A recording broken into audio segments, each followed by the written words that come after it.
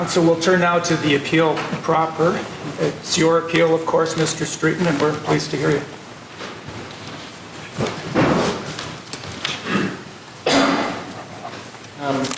Good morning, my lords.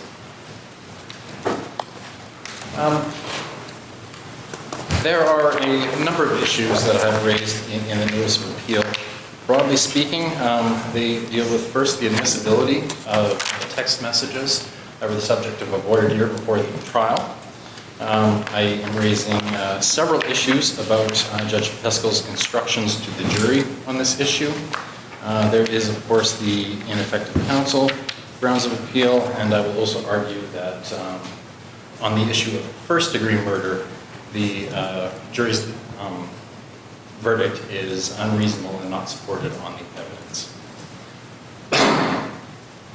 So the first issue, the admissibility of text messages.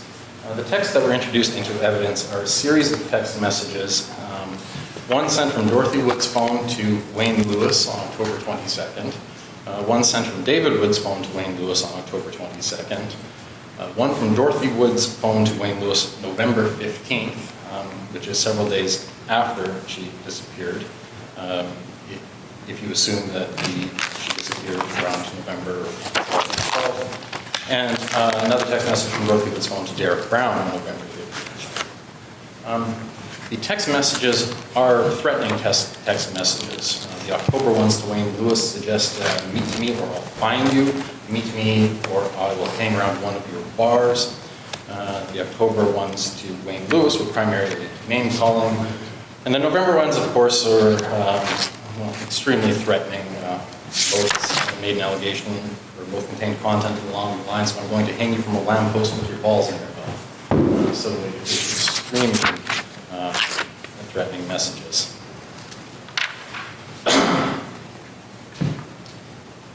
In the voir dire that was done by Judge Peskel, he does not identify the threats as bad character evidence or evidence of a violent disposition.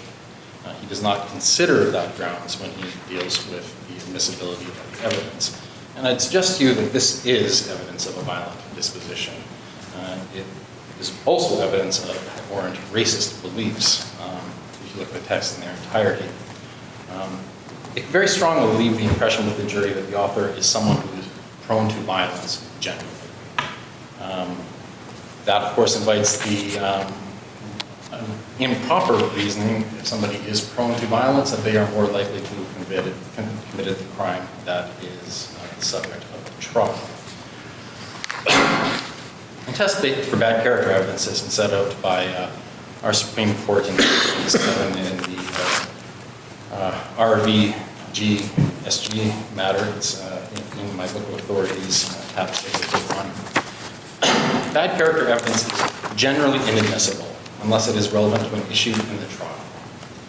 Even then, trial judges have the discretion to exclude it if it is more prejudicial than probative. Now, as I have indicated, Judge Peskel did not recognize this at the time as bad character evidence and did not consider those authorities when he made his ruling on admissibility. He did not consider any prejudicial effects that the evidence could have on the jury, stating in his judgment, paragraph 36, the defense has been unable to point to any prejudicial effect that would be caused by admitting the evidence or how the evidence might be used improperly by the jury. Now, looking at the transcript, I have to suggest that Judge Peskel was a touch inconsistent in this. Although that was his ruling in the voir dire, when one of the text messages was heard at trial, that being one of the November 15th text messages to Derek Brown, he did in fact provide a mid-trial instruction to the jury about the guarding against improper uses of this evidence. So I submit even Judge Peskel in the trial recognized that there were improper conclusions that a jury could draw from these text messages. That is something he should have considered at the admissibility stage, not just in the middle of the trial with a instruction. And I'd submit it's an error that the judge did not perform that sort of did not weigh that prejudicial effect when they ruled that the texts were admissible. And the other side, of course, the prejudicial impact is whether they are, in fact, probative of an issue. Judge Pesco acknowledged several points that the Crown argued that they were probative. The text message do show that David Woods knew about his wife's affairs. I'd submit that was the only probative value to these text messages. Other points that were argued and that the judge seemed to accept at the time, that the text showed that he was angry at Wayne Lewis. That is the propensity reasoning that is improper. Suggesting it's probative. Wayne Lewis was not the victim of this. He was asking the jury to conclude that he killed Dorothy Woods because of his temper or violent disposition, because he had sent threatening messages to someone who was not the victim. That is not a probative value. That is, in fact, the prejudicial aspect of this. Learned trial judge also identified reasons of anger and hostility, that the text demonstrate Mr. Woods' anger and hostility regarding the affairs. Trying to conclude from anger and hostility that someone was more likely to have committed the offense is also the propensity reasoning. There were also evidence of the deteriorating marital relationship. However, there was ample evidence of this. Several of Ms. Woods' lovers had testified at trial. They were scheduled to testify at trial. It was obvious that there was going to be other significant evidence about that, and the text messages added very little in that regard. So I'd submit to you that text messages have very limited probative value, and again, were very prejudicial.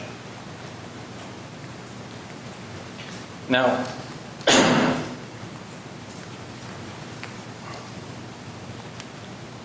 in some event, there is, of course, an issue that I mean, this is somewhat artificial. There is a purpose of the text messages.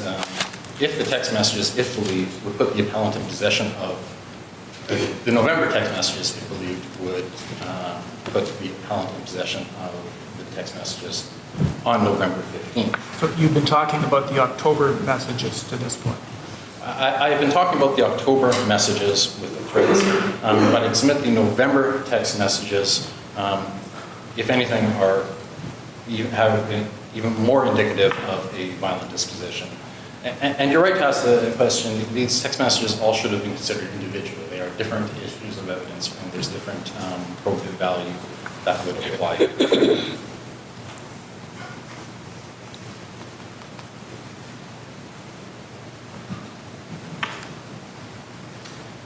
To the extent that they identify who had Dorothy Woods' phone, November 15th, though, they are hearsay. They are relying on comments in the texts to identify basically the truth of them, comments that references to my wife to try to identify Mr. Woods. In any event, I'd also submit that the probative value of that is, although there might be some, it isn't excessive. Possession of the cell phone is not murder. She shared a house with the accused. If she disappeared without her cell phone, it's not implausible, of course, that the accused would have possession of it. So it is not particularly probative. There's certainly no assurance or solid reasoning that whoever was in possession of her cell phone was also the person that killed her.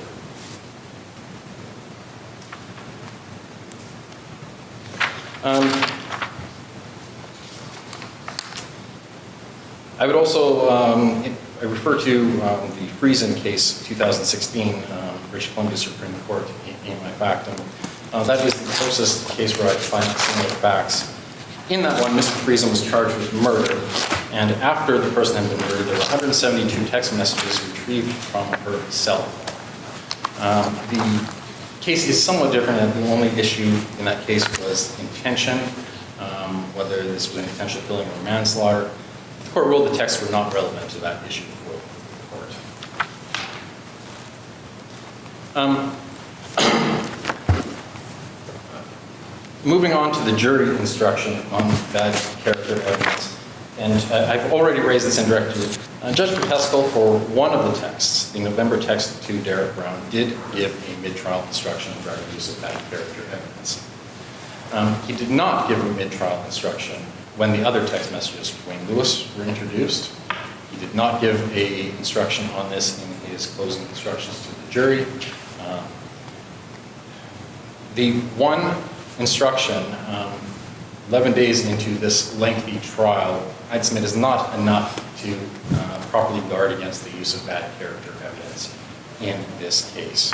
You're effectively requiring the jury to extrapolate an evidentiary principle and recognize that although it applied to one text, it must apply to all the others. I'd submit that is asking too much of the jury, and that a jury instruction should have been given when the texts to Wayne Lewis were introduced, and potentially again when they were summarizing the evidence and the inferences that the jury can make from it.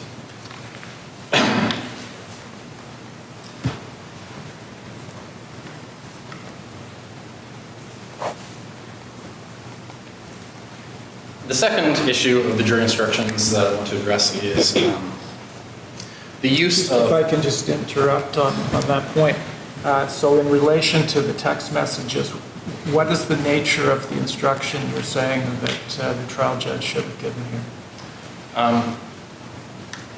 Chief Justice, I accept that the instruction that the judge gave on the one text message regarding Derek Brown was appropriate. He pointed out to the jury that this was potentially evidence of a violent disposition, and that they cannot draw the conclusion that because the sender had made threats towards one person, they should not draw the conclusion that he had a violent disposition and is more likely to commit the offense. So I accept that the jury instruction was appropriate. My argument is simply that it should have been given for all text messages of that nature.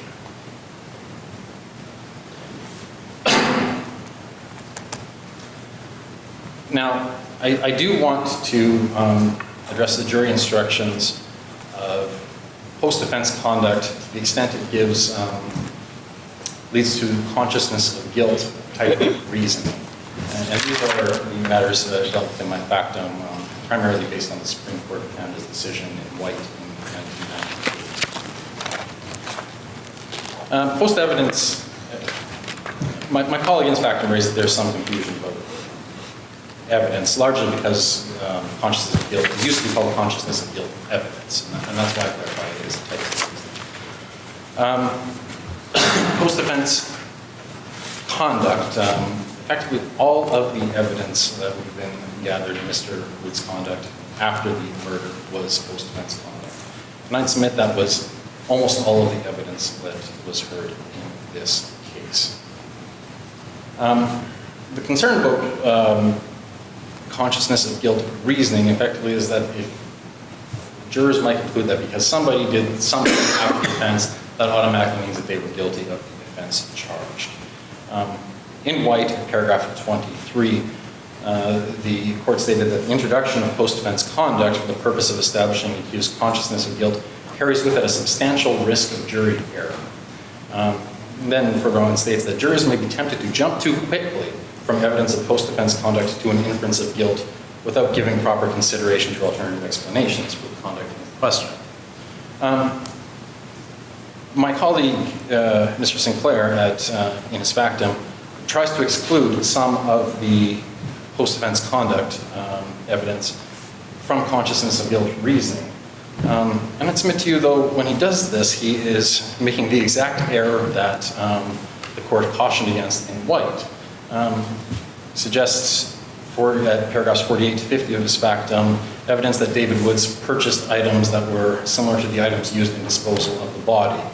Here first evidence that the tape on the body not matched tape on the garage. There's evidence that he knew the location of Dorothy Woods' body. And my colleague goes on to say that all of this is evidence of murder. To be blunt, it is evidence that Mr. Woods might have disposed of Dorothy Woods' body after she was killed. That is not murder. It is only evidence of murder if you accept that he tried to hide the body because he was conscious of having committed murder. But calling it evidence of murder he has drawn the consciousness of guilt reasoning exactly the way that it was cautioned against in White. This, of course, doesn't mean that evidence has to be ignored. A jury can consider it along with all the other evidence to determine the guilt or innocence of the accused. The problem arises when the jury is instructed to consider it on its own and determine that the evidence accused is guilty prior to considering other evidence. And I'd submit that is the instruction they were given by the trial judge in this case. The trial judge in this case instructed the jury on these matters at pages in the transcripts 926 and 927. I summarized those in my background pages.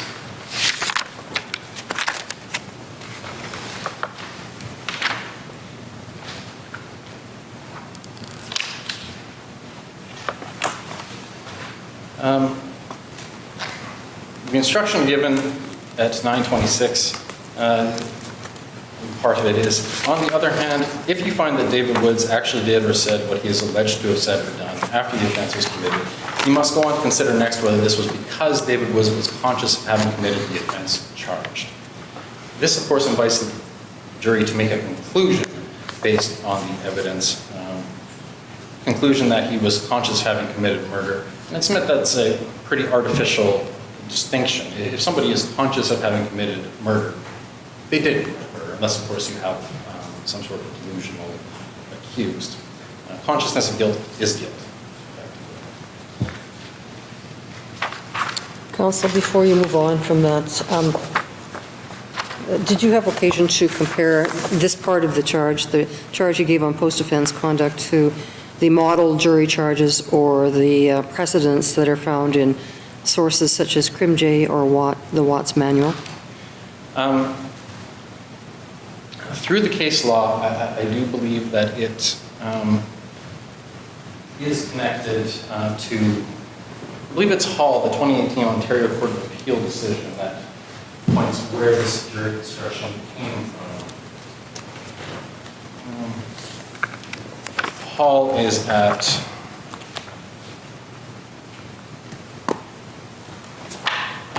tab 7 of my book of authorities. Paragraph 144 says, counsel for the appellant acknowledges that the wording for the trial judge's charge in this case is based on just Watts' Ontario Specimen Jury Instructions 2005 supplement. So that was, of course, the instructions that were used in Hall. These instructions were identical to the ones used in Hall. So I submit my leave that that is the model jury instructions. That is the source that was used. So just so I'm clear, you're saying that the Chief Justice Paul Pascal used the same instruction that was in Hall, and Hall was taken from the Watts specimen charge? Yes. That's your, okay.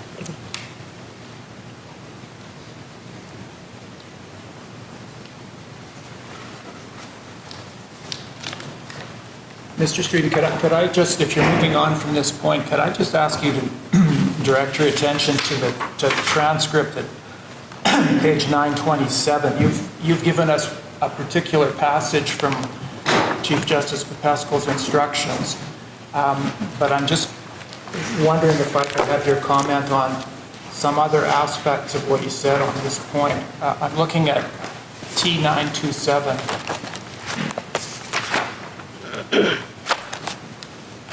At the end of the first paragraph on that page at about line 12, where the judge says, if you find that David Woods actually did or said what is alleged to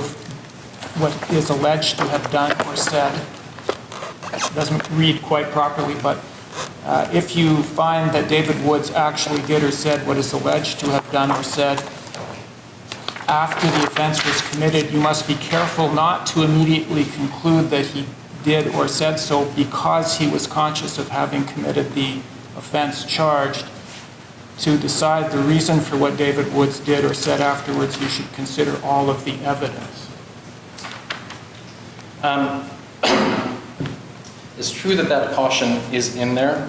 That caution was also there in the instructions in Hall that the Court of Appeal in Hall elected was wrong. Effectively, I'd submit, Chief Justice, that is a case where you have effectively instructed the jury wrong and then suggested to them that they must consider all the evidence. And the instruction isn't that they should not consider all of the evidence. The instruction is problematic because it has them draw conclusions first before considering all of the evidence. You can perhaps see that in the... But isn't what I just read to you inconsistent with the proposition you've just made? Isn't, at least as I'm reading it, isn't the trial judge there saying you have to consider all of the evidence? Now, that may or may not be consistent with what he said other places, but I'm just focusing for the moment on these passages of 927. No, at that point, he did certainly say that they have to consider all of the evidence. He moved on from that, the instructions at, I think that was at the end of 926, made instructions at 927 with the transcript.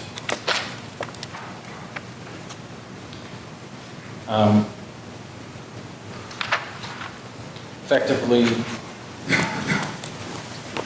if you do not find or cannot find that David Woods did or said these things because he was conscious of having done what is alleged against him, you must not use this evidence in deciding or helping decide that David Woods. Sorry, where are you reading now? I'm reading 927. At what line?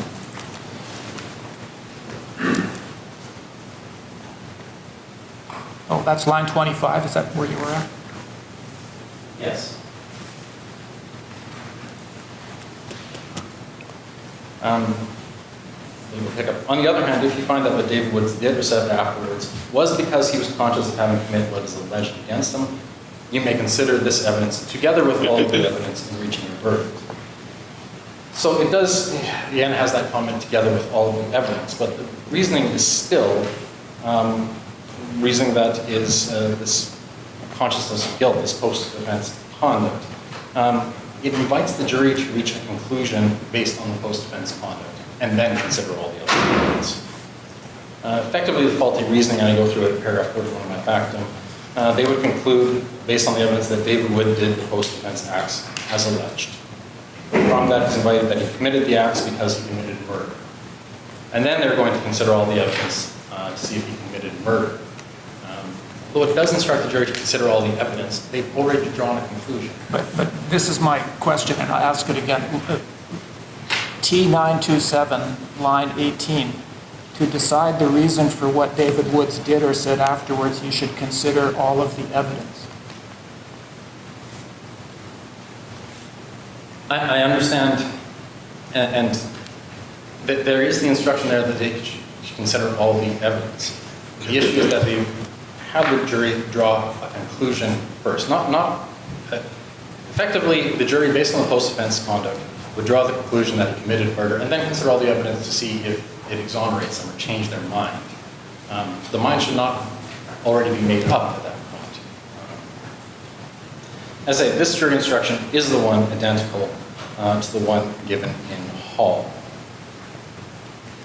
And in Hall, paragraph 142,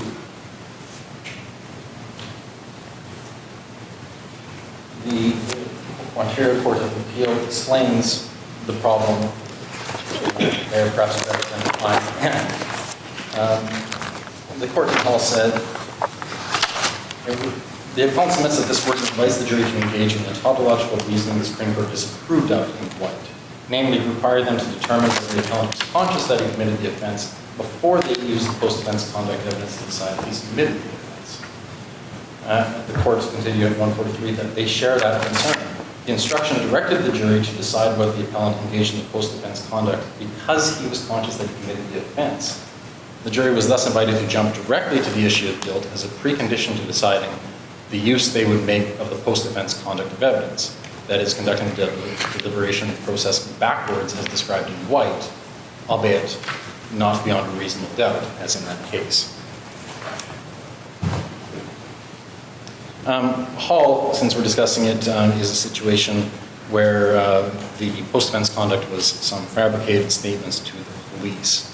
There was very little evidence that was subjected to the consciousness of guilt reasoning. I'd submit that is different in this case, where An enormous amount of the evidence was evidence of post-offense conduct. It was evidence that could be the subject of this consciousness of guilt reasoning. And a proper jury instruction was much more important in this case, or a proper jury instruction on that issue was more important in this case than in Hall.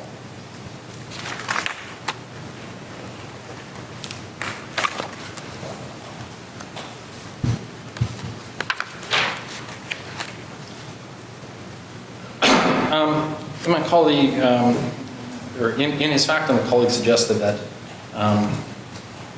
the reasoning in the jury instruction given is actually more favorable and somehow prejudice the Crown in any party.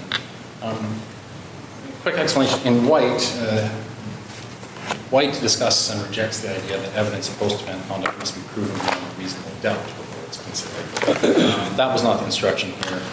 But the reasoning is still there. Instead of evidence proved beyond a reasonable doubt that you would draw a conclusion from and then consider all the other evidence, this is evidence proved at a lesser level that you draw the conclusion on and then consider all of the evidence.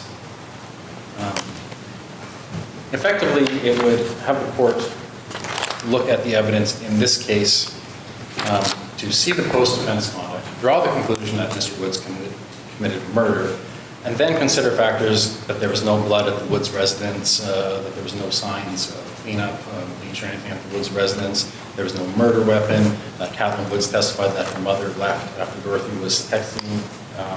There was testimony she was texting someone on November 12th. The court would look at that evidence to see if it changed their mind, having drawn the conclusion. That is not the proper way that should have been done.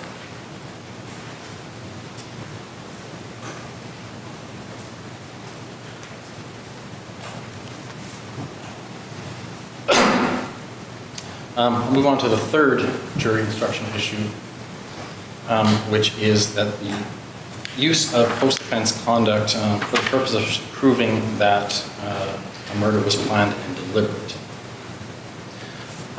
There's no question that this is case-specific, that instructions should be given based on the evidence of the trial that was just heard. In this case, the trial judge did not give instruction regarding the use of post-offense conduct to determine the planned and deliberate culpability of murder. I'd submit this is a case where an instruction on that issue would have been appropriate. There are very limited cases where the evidence post-offense conduct can indicate whether the crime was planned and deliberate beforehand. And this is a case where, if you accept the Crown's theory of the case, which the jury did, that he left and purchased rope and poly and moved the body, all that stuff, there's evidence of sort of planned and deliberate disposal of the body. But that's not planned and deliberate murder, and the jury should have been instructed on that issue.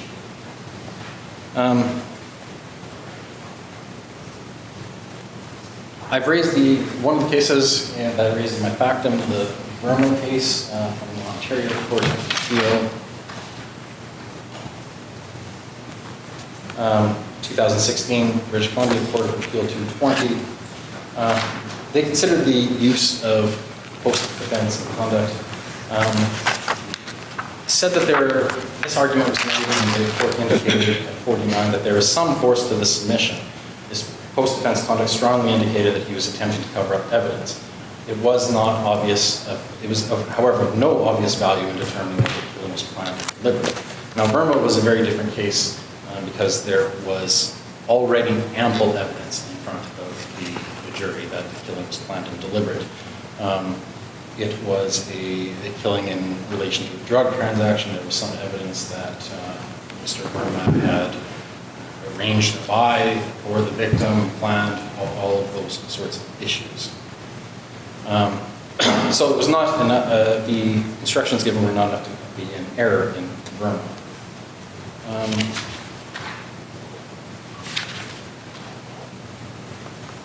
However, I would refer to the Robinson case in the Ontario Court of Appeal, 1645.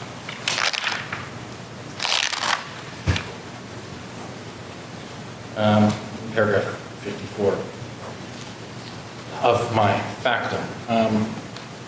This is a case that did involve disposal of a body after the fact. It was a case where Mr. Robinson had dragged a body outside of a residence, buried it, dug it up, buried it deeper, later dug it up, dismembered it, hid the parts separately, cleaned up blood in his apartment, threw away incriminating evidence, an awful lot of post-offense conduct.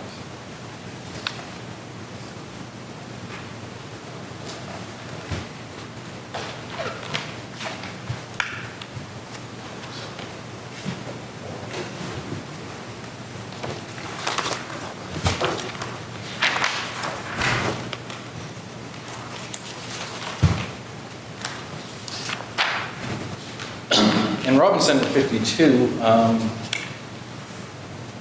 the court dealt with that argument. And further, I apologize.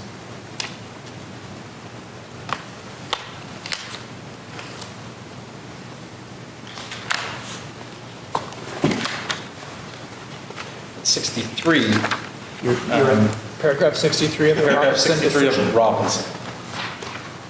The court indicated the trial judge did not expressly tell the jury they could not use the appellant's after-the-fact conduct as evidence of intention. And the court continued, in this case, the after-the-fact conduct was a dominant feature of the evidence. I submit that's the same as in this case. There's the kind of evidence that, absent of proper instruction, could be used by a jury to infer guilt without distinguishing the levels of guilt available. An instruction explaining the prohibited uses of after-the-fact conduct evidence was required.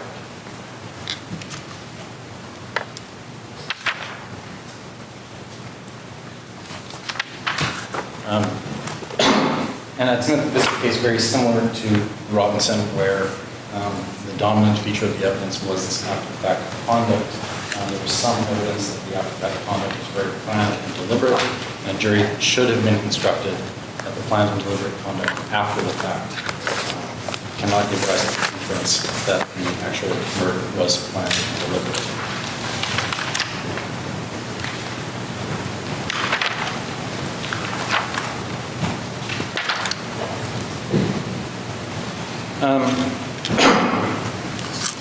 The final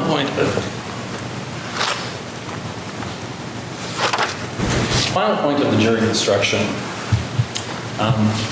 This was a case where the jury needed to be instructed on forcible confinement as well. This is an issue where Section 231, subsection 5 of the Criminal Code was in play.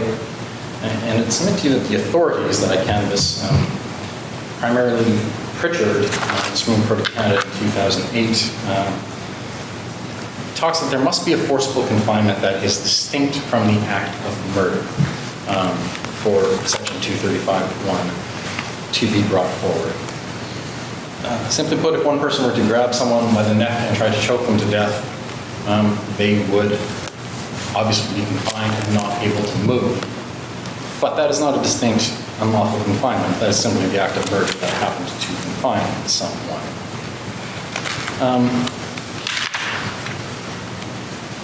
Abdul, in 2014, the Alberta Court of Appeal dealt with a very convoluted but good example of this issue. In Abdul, the deceased was held down. He was held down. He had his hands and feet tied during an extended beating, in which case, at the end of it, they had tied a bandana around his neck and strangled him.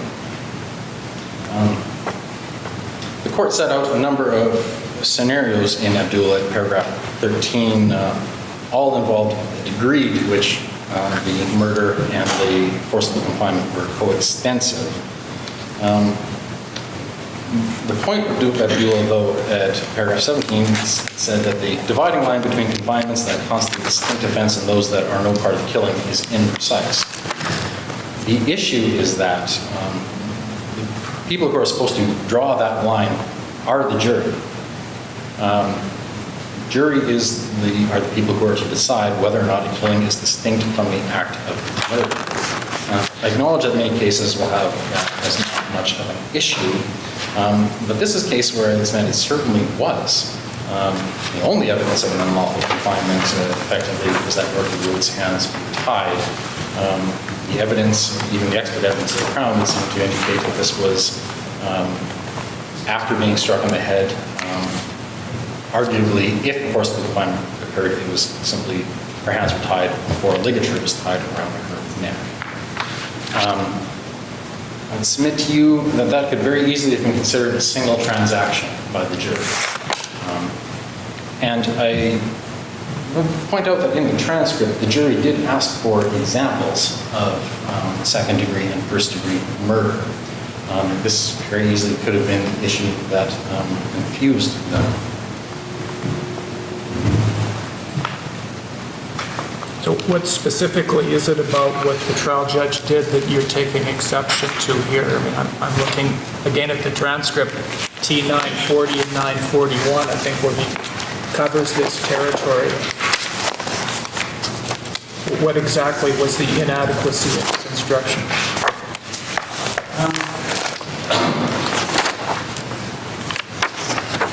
The inadequacies that are suggested in the instructions do not discuss that it must be a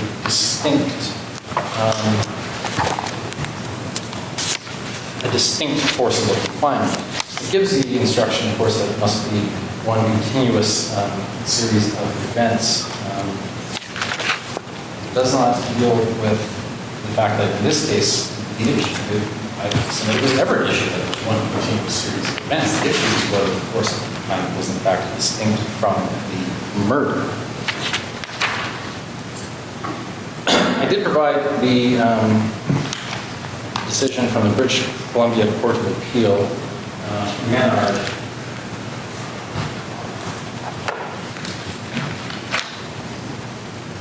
It is a 2009 British Columbia Court of Appeal decision.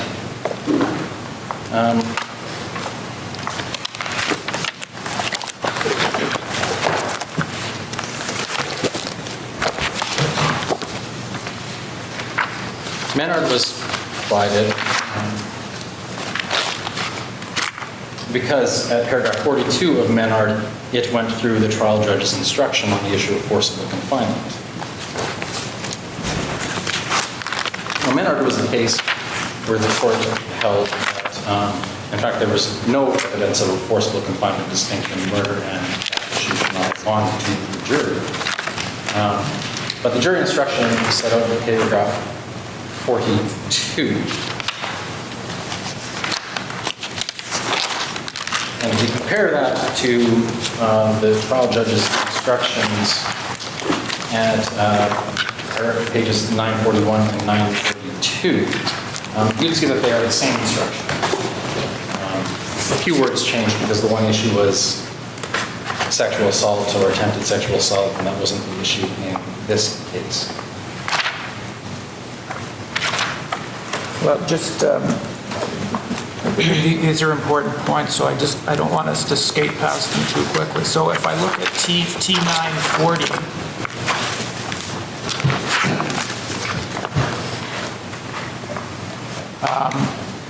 at the end of the first paragraph there, the judge says that the Crown has to prove the death was caused by Mr. Woods while he committed or was attempting to commit the offense of forcible confinement.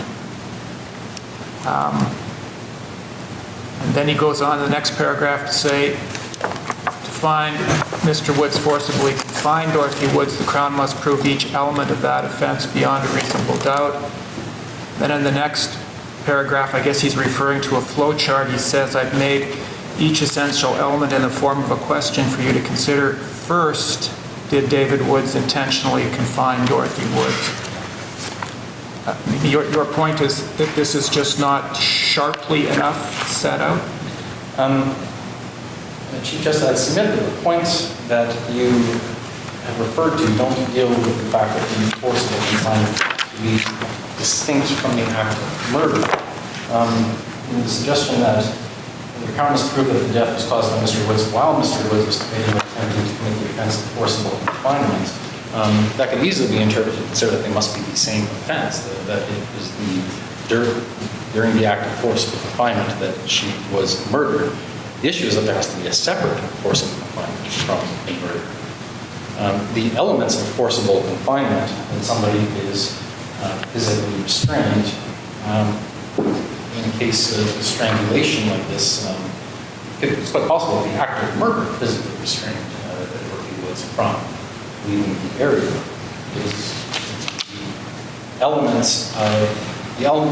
the evidence that could give rise to forcible confinement is the exact same evidence that could give rise to the murder. They are not, in fact, there is no instruction that they have to, in fact, be distinct. As I said, Menard used the same instructions. And in paragraphs 45, 44, and 45, the court said that looking at this instruction, it's clear the judge set out the first requirement for unlawful confinement as an underlying offense that it be part of a single transaction.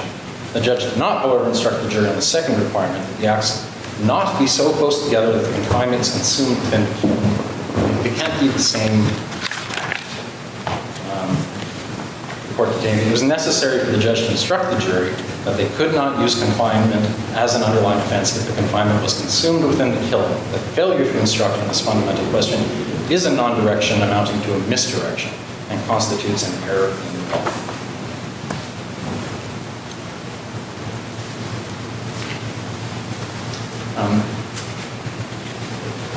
So I submit that the parts of the jury instruction don't instruct the jury about the distinctive element of this.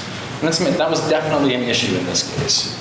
Here, the only evidence of forcible confinement is that Dorothy Woods' hands were tied as part of the assault that killed her. According to Dr. Ladham, she was struck, her hands were tied, and she was struck. If you compare that to Abdul, the Alberta Court of Appeal case where somebody was held down and beaten, had his hands and feet tied, and then eventually strangled. You see that this is a case that similarly, that issue of distinctiveness had to go to the jury, and it did not.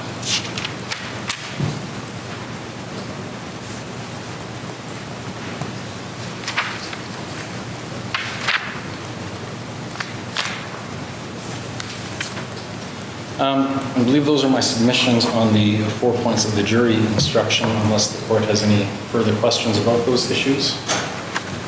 No. Thank you. You can move on.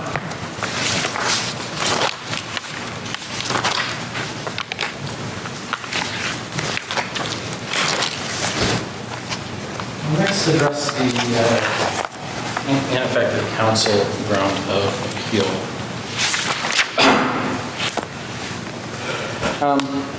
As for standard of review and how the court should approach this, I set that out in my factum using the Supreme Court of Canada's decision R against GDB 2001 SCR 520. Paragraph 26, the court basically summarized that there are two components on this. There is, of course, the performance component, and of course the component that the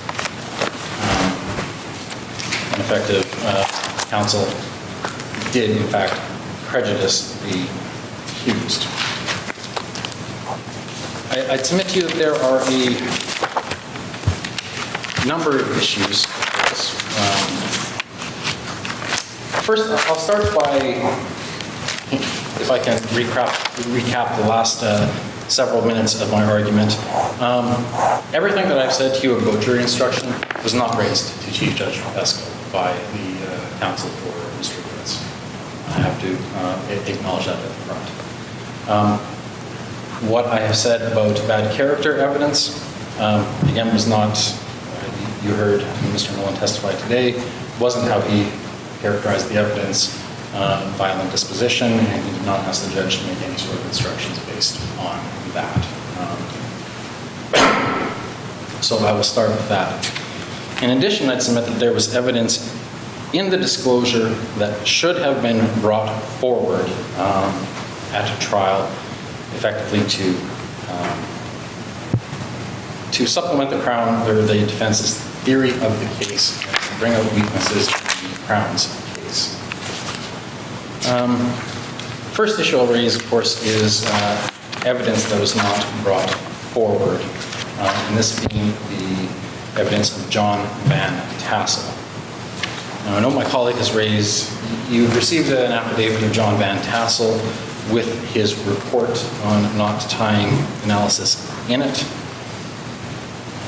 I submit to you, my colleague raises it on admissibility. Mr. Van Tassel does indicate in his affidavit that he has been qualified as an expert in court before, has testified in court before. He provides his report and he does stand by the report. The report effectively indicates that knots were sent to him for analysis, and he drew conclusions. He could not conclude that the knots that were tied in the pool ties taken from David Wood's residence matched the knots that were found around Dorothy Wood's neck. He concluded that it was an opposite chirality, which is a word referring to the twist of a knot. Broadly speaking, an indication whether something was tied right-handed or left-handed, although he does qualify that in the report and say it is not a universal prospect. And Crown and I, we could have a very long debate about the significance of this evidence, but the issue the court has to consider is that the jury did not get to consider the significance of this evidence. The Crown's theory, or the defense theory in this case, was that Dorothy Woods had left the residence and was, Mr. Nolan qualified as a so what. The evidence could not be connected to David Woods. Most of this is post-defense conduct. The knots tied around Dorothy's neck, that's direct evidence of murder. And they have an expert here who is not willing to connect that evidence to David Woods. That's something that should have been brought forward in Mr. Woods' defense, and something that a jury should have considered when they were weighing the evidence. Just help me understand, how could that connection have been made through this expert? It is more that there was not a connection made. The expert did not conclude that the knots tied around Dorothy Woods' neck were tied by the same person that tied the ropes of the pool tie. I acknowledge it's not evidence where he concluded conclusively that it was a different person, but there's still evidence that it was not the same person, and I think that evidence that they could not connect as the same person. I think that's evidence that the jury should have considered. And where might that have taken the jury? To conclude that it was someone else. When they considered there were two people. There were two people involved. No, there is other evidence that the jury did have. Captain Woods testified that she heard doors open. She believed Dorothy Woods left. There was a text messages that was sent to Sandra Ludwich. She testifies was November 12th, after Dorothy Woods apparently disappeared. There was a notable lack of evidence. There was no blood found anywhere at David Woods' residence. There was no bleach found anywhere at the residence. There was no murder weapon found.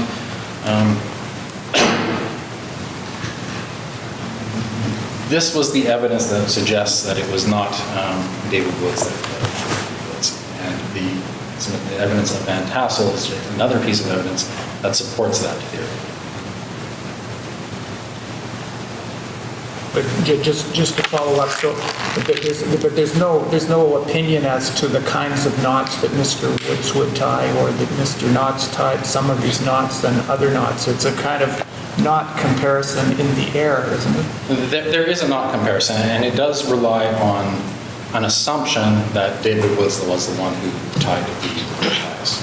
I acknowledge that. But that is an assumption that also could have been brought out in examination of Mr. Woods at trial.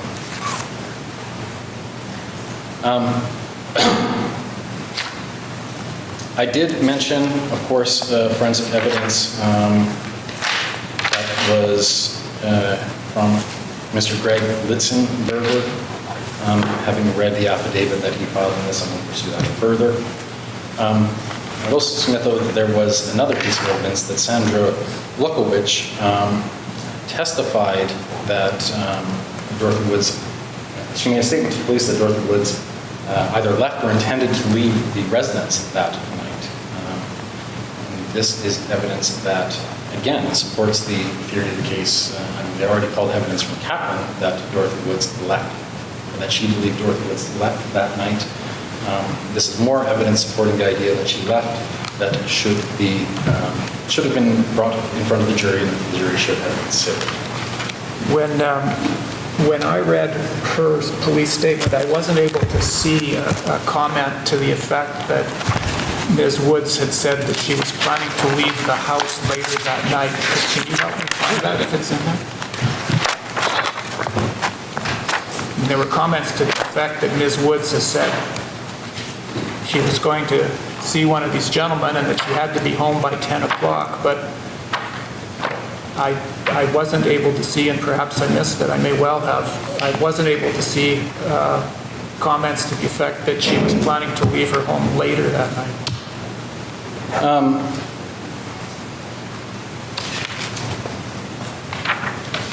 In her, the transcript I'll refer to is the transcript that was attached to David Wood's affidavit. It has a written transcript of her report to the police. It is Exhibit E that is the transcript.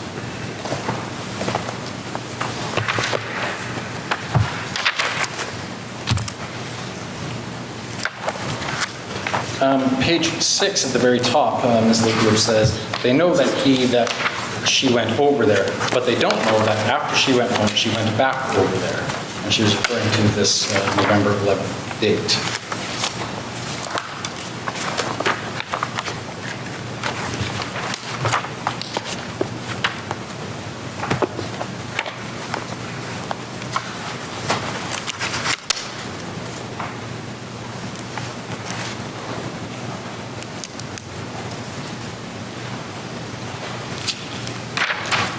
That is one of the comments about it. She further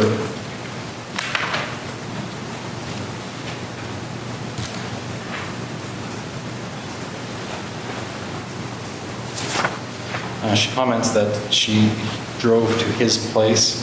That's at page 8. Now that is unclear whether that is earlier in the evening or later.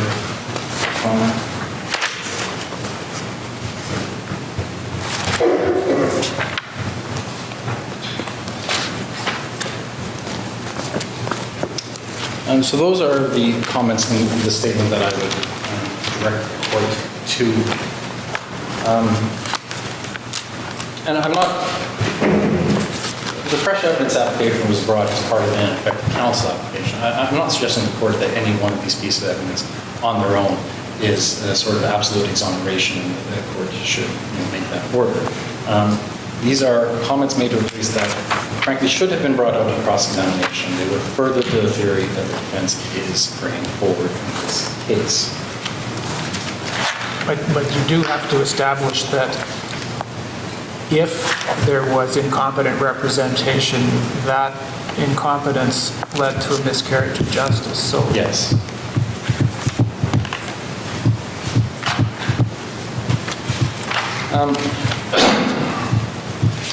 Moving on, there are a number of issues in my factum that I either have already discussed or will. Mr. Nolan did not make an opening statement. I think there's absolutely no good reason that somebody would choose not to make an opening statement in a jury trial. He hasn't provided in his response material any real explanation for why he chose not to do that. We've already discussed the bad character evidence as it relates to text messages. There were other issues brought in. Other people testified that Mr. Woods was racist. That was not objected to by counsel. It was not, did not ask the judge to provide any sort of instruction to the jury in the use of that evidence. And I submit that bad character evidence can be so prejudicial that a failure on that issue can be grounds for appeal. The Michelle Crown against Queen against Michaud case, 2011, New Brunswick Court of Appeal, dealt with such a case where it was bad character evidence that was introduced. That was a sexual assault on a minor case that they had allowed into evidence that the accused had preference for young girls without instruction to the jury.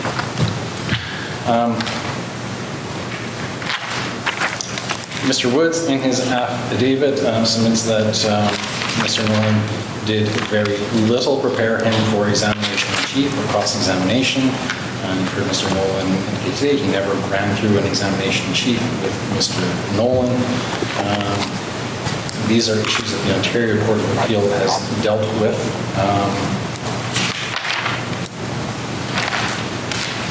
In the R against MB 2009 decision, it's a case where examination and cross-examination was important, and the court held that a failure to prepare someone on that was grounds for a new trial in that case.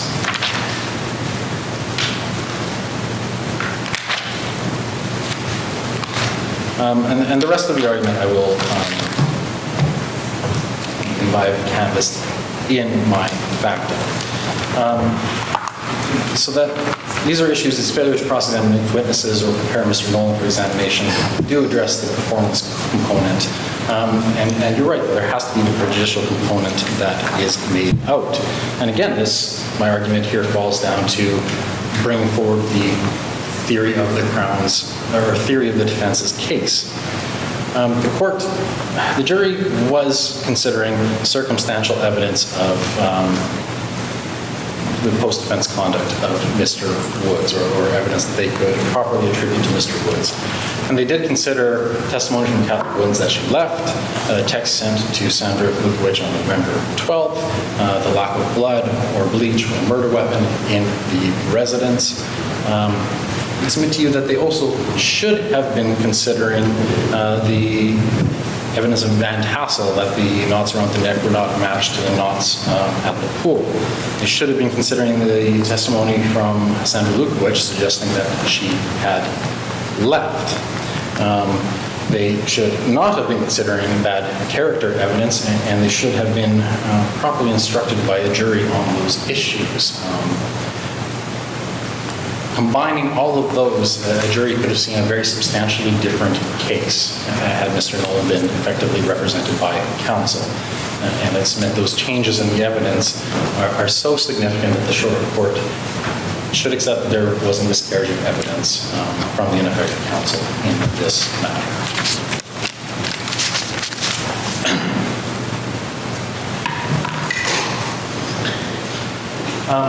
I will go on and address the unreasonable verdict issues, and I will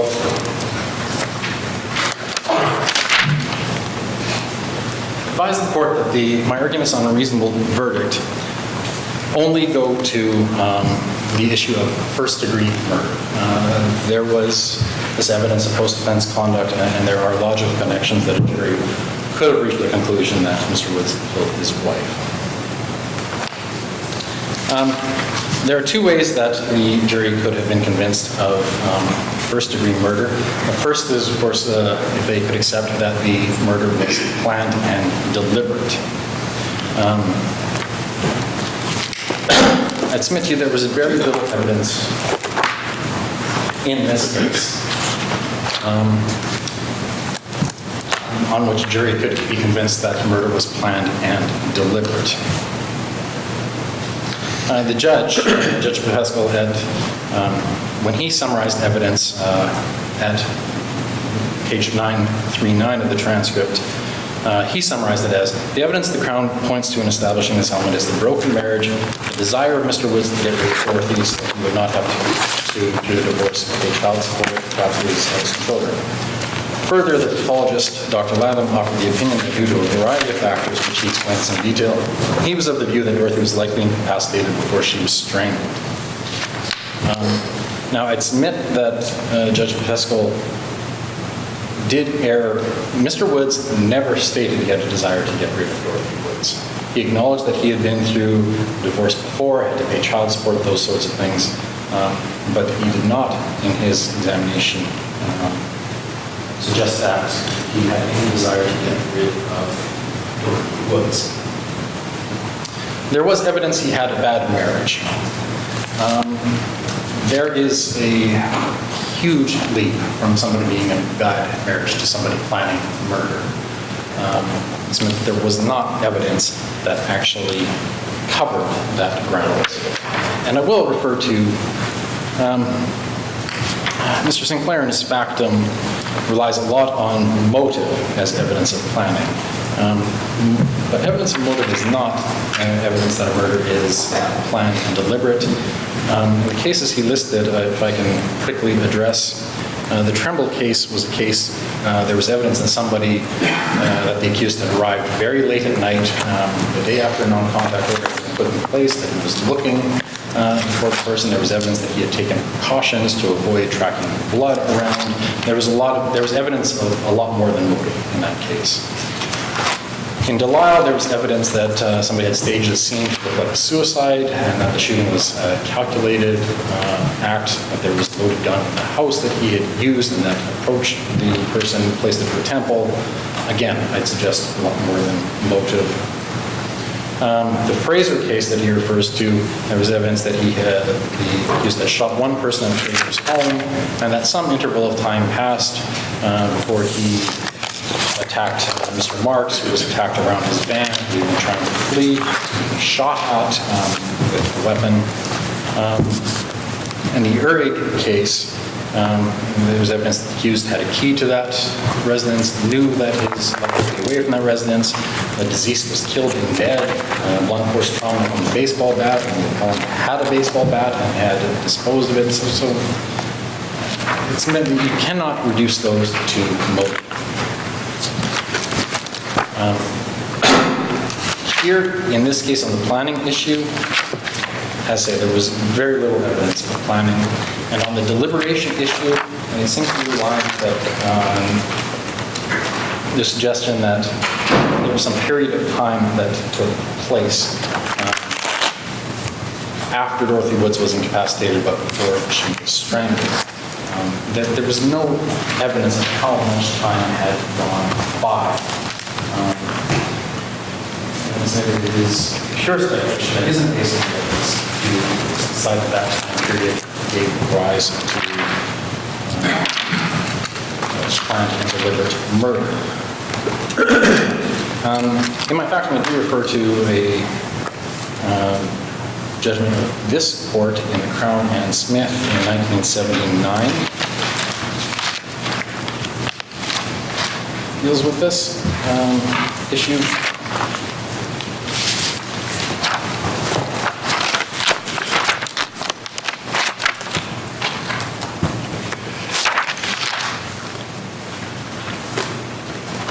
In Smith, the defendant in that case had shot the victim, Mr. Skwarchuk, in the arm after a confrontation. Mr. Skwarchuk ran away before stopping and facing the car. Mr. Smith spoke with a witness for approximately 1 to 3 minutes, reloaded his shotgun, and called out to Mr. Skwarchuk. Mr. Smith shot at Mr. Skwarchuk again, who ran and fell down. Mr. Smith then walked up to Mr. Skwarchuk while he was sitting around, shot him in the back of the head. In that case, the court did rule that there was some evidence the killing was deliberate in taking the actions, but there was no evidence the murder was planned, and that the trial judge erred in instructing the jury that there was evidence in which first-degree murder could be found.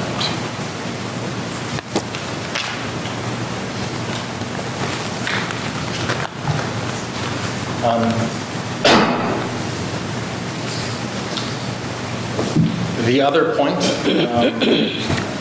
the other way that a jury could reach a conclusion of unreasonable verdict, reach on unreasonable verdict, first-degree murder, my apologies. The issue of forcible confinement is one that is proven beyond a reasonable doubt. The jury must accept that she was forcibly confined beyond a reasonable doubt. It's meant to you that the testimony that was most relevant to the lawful confinement of the expert witness, Dr. Latham, simply doesn't support that. Dr. Latham testified when he was asked about the order, he says, and then either her hands were tied first or the ligature was applied. I can't say which order. It would be more likely that you would tie the hands so that she started to rouse and she couldn't move them. And then finally she was strangled with the ligature around her neck. This is not proven beyond reasonable doubt. This is an expert who knows most about this, suggesting it was maybe more likely one than the other, and reaches that conclusion based on speculation. He did not base that on any evidence that he found. He was just drawing a conclusion about human behavior. That is the only evidence that she was unlawfully confined.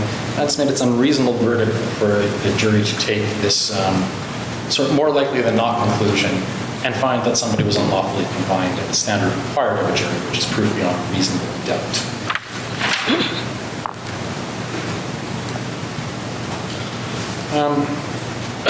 So my conclusion, my lords and my lady, Mr. Woods' trial was fundamentally flawed in a number of ways. There was evidence showing a disposition to violence that was, I submitted, wrongfully committed. A jury heard evidence he was racist, evidence that he threatened violence to other people. There was a clear risk a jury could draw an inference that he was the type of person more likely to commit the offense. I submit that the trial judge's instruction to the jury was flawed in 4 ways. If the bad character evidence went in regarding the tests, the judge was required to give a limiting instruction on bad character evidence, although he did that for one text. He did not do it for the other texts, which were roughly the same in context. He did not do it in his summary to the jury, and he did not address the issues that evidence that Mr. Woods was racist at all. I submitted the jury was wrongfully instructed to apply consciousnus of guilt reasoning in the post-offense conduct, and those exact paragraphs of this jury instruction have been disapproved of in other court appeals, in other courts of appeal in other jurisdictions. The jury was not given a limiting instruction on the use of post-offense conduct to show planned and deliberate. Again, the exact instructions used by Justice Peskel were used in other courts of appeal, the Rogerson case, which was then approved of by the Supreme Court of Canada. And it said the jury was not instructed that a forcible confinement must be distinct from the act of murder.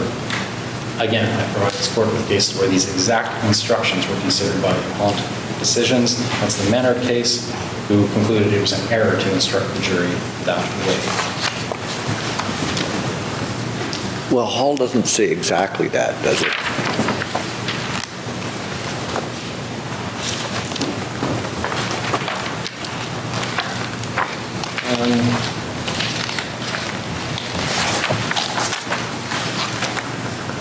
I believe Hall, apologies, I want to find that back into sir. I mean, when I look at paragraphs 145 and 146 of Hall,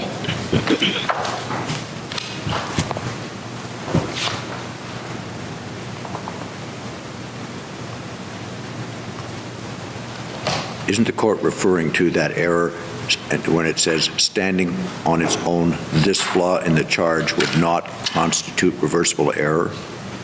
Yes. However, there were other deficiencies in that case that taken together amount to legal error. Yes, and what the court is referring to in Hall is whether the direction was significant enough in that case.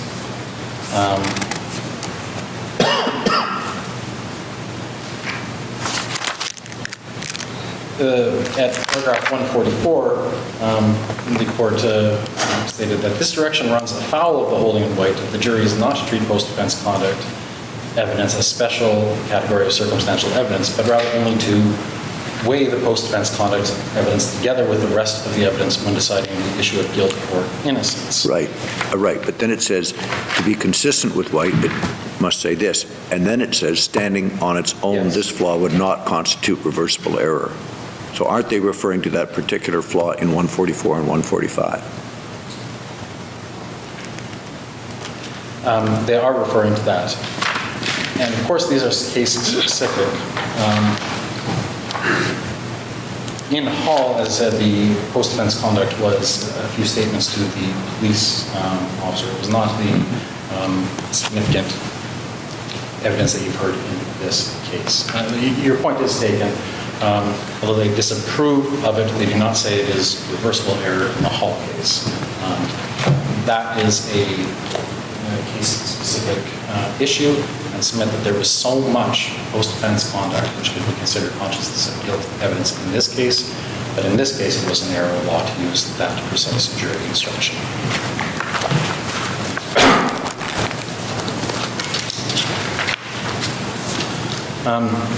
I've already summarized the different way that this evidence could have come out in front of the jury had counsel been effective in their representation. On the issue of whether the jury conviction for first-degree murder was unreasonable, I'll just quickly summarize that I believe the evidence of planning and deliberating is severely lacking. If you compare this case to the scenario in Smith, you have much less opportunity for deliberation and no evidence of planning. On the forcible confinement issue, effectively they're elevating an expert's probable statement to prove beyond a reasonable doubt, which is not a way that a jury should probably weigh the evidence. Unless you have questions, my lord and my lady, those are my submissions. Thank you very much, Mr. Streeton. Mr. Sinclair, do you have a sense of how long your submissions might be? Yeah, I'm just guessing, but I'm thinking more than a half hour, less than an hour. Okay. Well, I think if that's your sense of it, we should likely just carry on and not take a formal lunch break. But that said, why don't we rise for 5 minutes sharp right now, and we'll reconvene to hear Mr. Sinclair's submissions. Please be seated. Mr. Sinclair. Thank you, my lord. I apologize in advance if my time estimation is proves to be grossly inaccurate. I will not do anything except just start right into it. With respect to the arguments with respect to effectiveness of counsel, I'll leave those to the end. So I'm a little bit out of order in terms of responding to my friend's arguments, but I will start with the text messages and the admissibility of those. As you heard, the appellant contends that the October text messages to Mr. Lewis were inadmissible bad character evidence. Just in summary form, his arguments on this issue should be dismissed for 3 reasons. First, this argument was not advanced at trial. He should not be permitted to reverse course on that issue now. More substantively, the primary case that he relies on in support of his argument doesn't support his argument. In R versus G, SG, the Supreme Court of Canada made it very clear that evidence an accused person has engaged in disreputable or bad character conduct is admissible if it is relevant to an issue. Full stop. The trial judge in this case found the evidence to be relevant to the issue. In fact, he found the evidence was highly probative. And that assessment was clearly correct. The October text messages were highly probative and relevant evidence on 2 issues. Well, 1 issue, but in 2 ways. Motive and identity.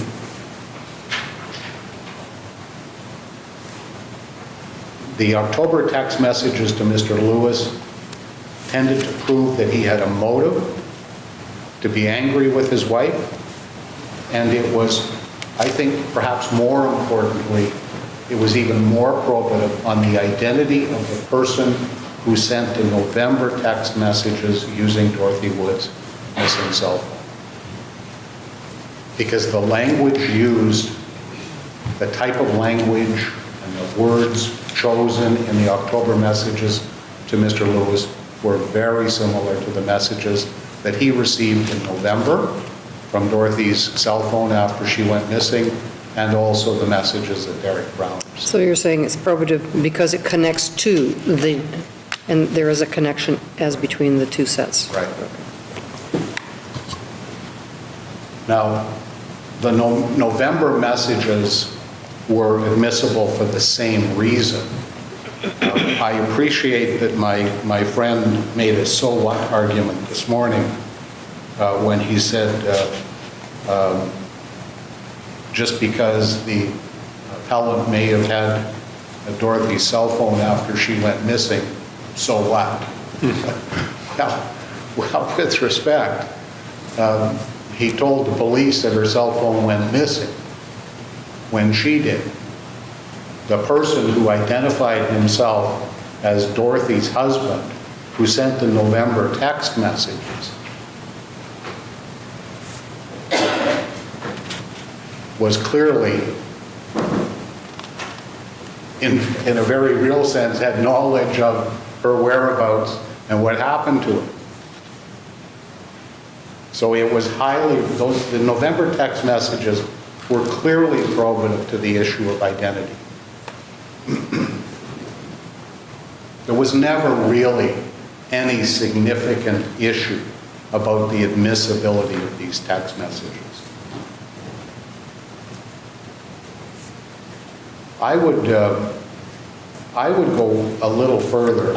I would respectfully suggest that it's not bad character evidence at all.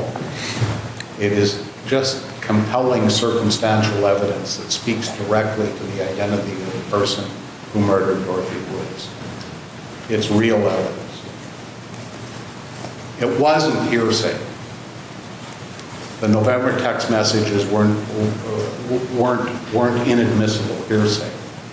If the jury concluded that the author of the November text messages was the appellant, that's not inadmissible hearsay. The issue was what the jury would make of the November text messages. If the jury concluded the appellant was not the author of the November text messages, I'm sure he would have been acquitted. And another court statement made by a person who is a party to the proceedings is not inadmissible hearsay if it's relevant to the issue. So the hearsay objection to the November messages is simply untenable. The messages were tendered to prove he had a motive to commit murder, and also that he was the author of the November messages and was in fact responsible for the murder. Now, the real issue, it seems to me, and a live issue after the evidence was properly admitted, was whether a limiting instruction was necessary. And my friend acknowledges that the trial judge gave a mid-trial instruction about the November messages sent to Mr. Brown, as he did. He acknowledges that instruction was appropriate, but he complains that a similar instruction should have been given after Mr. Lewis testified about the October and November messages he received, and also a similar instruction should have been given in the final charge to the jury. The Crown respectfully disagrees that was an error, a fatal or reversible error of law. First, the trial judge's mid-trial instructions about the permissible uses of the text messages sent to Mr. Brown were very clear. He instructed the jury that the messages were relevant to certain issues, including the question of who authored the messages, motive, and identity of the person who took Ms. Woods' life.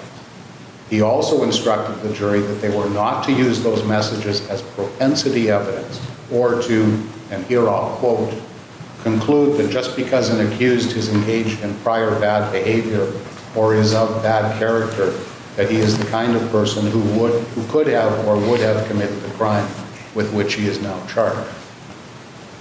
That's a very clear message. I appreciate he didn't repeat that instruction after Mr. Brown testified, but there was no need for him to do so.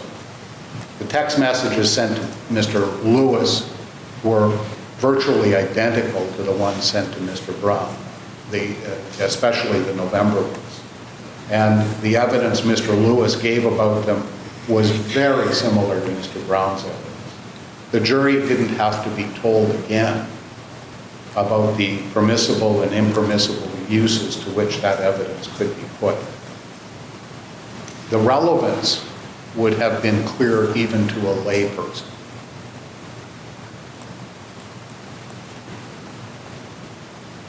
In other words, there was simply no chance that the jury could have used this evidence for an impermissible purpose, considering the clarity and the obvious applicability of the previous mid-trial instruction and the nature of the evidence itself. What about the failure to make any reference to that issue in the charge? The same, I would say the same argument applies. They didn't have, wasn't necessary to repeat it. Considering the nature of the evidence and the very clear mid-trial instruction, there was no need for that instruction to be repeated. But there is another more fundamental reason why it was not necessary for the trial judge to give any limiting instruction at all. And that is, as a matter of law, it is not necessary to provide a limiting instruction simply because a jury has heard evidence that the accused has engaged in disreputable or even criminal conduct. The requirement for a limiting instruction will depend on a variety of case-specific factors. And in making that submission, that comes directly from R versus Beausoleil, 2011 Ontario Court of Appeal case at paragraph 20. More to the point, and dealing with the case-specific factors here, a limiting instruction was not necessary and should not have been given at all, because the impugned evidence went directly to the issue of motive and identity.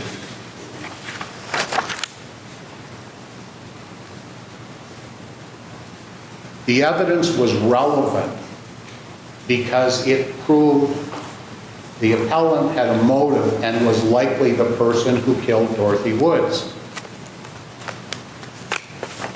And a variety of courts have said that if that's the basis of the relevance, it makes no sense to tell the jury that they shouldn't consider the evidence for that purpose. The cases that I rely on in support of that submission are the 1990 Ontario Court of Appeal decision in Mertz, that's M-E-R-Z, at paragraph 59. The 2008 Ontario Court of Appeal decision in Pasqualino, at paragraph 65. And the Candier decision of the Ontario Court of Appeal in 2009 at paragraph 68.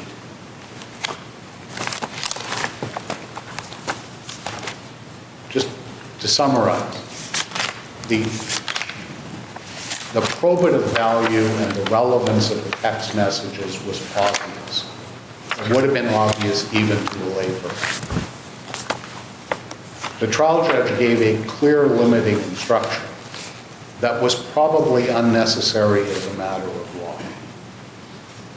He was not required to repeat that limiting instruction after Mr. Lewis testified or in his final charge to the jury. In fact, it may have been inappropriate for him to do so because it would have confused the jury. Those were our submissions on that issue. The adequacy of the instructions relating to post-defense conduct.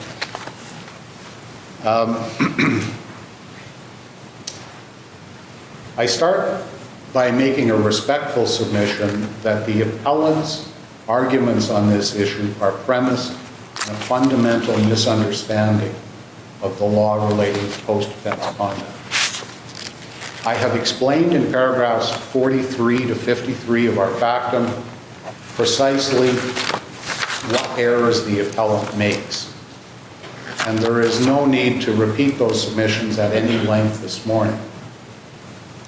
But I stand by the submission that if the appellant is correct in asserting that the trial judge made the error spoken about in Hall, for example, that error went to the benefit of the appellant.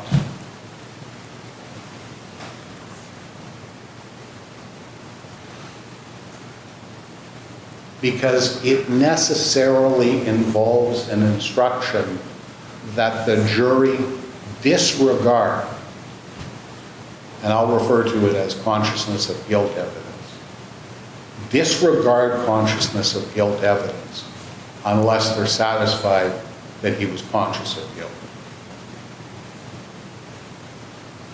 And by definition, guilt or innocence must be based on an assessment of the evidence as a whole.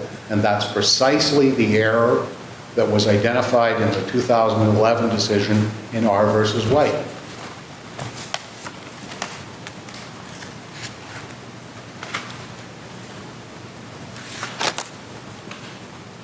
But rather than getting into the rather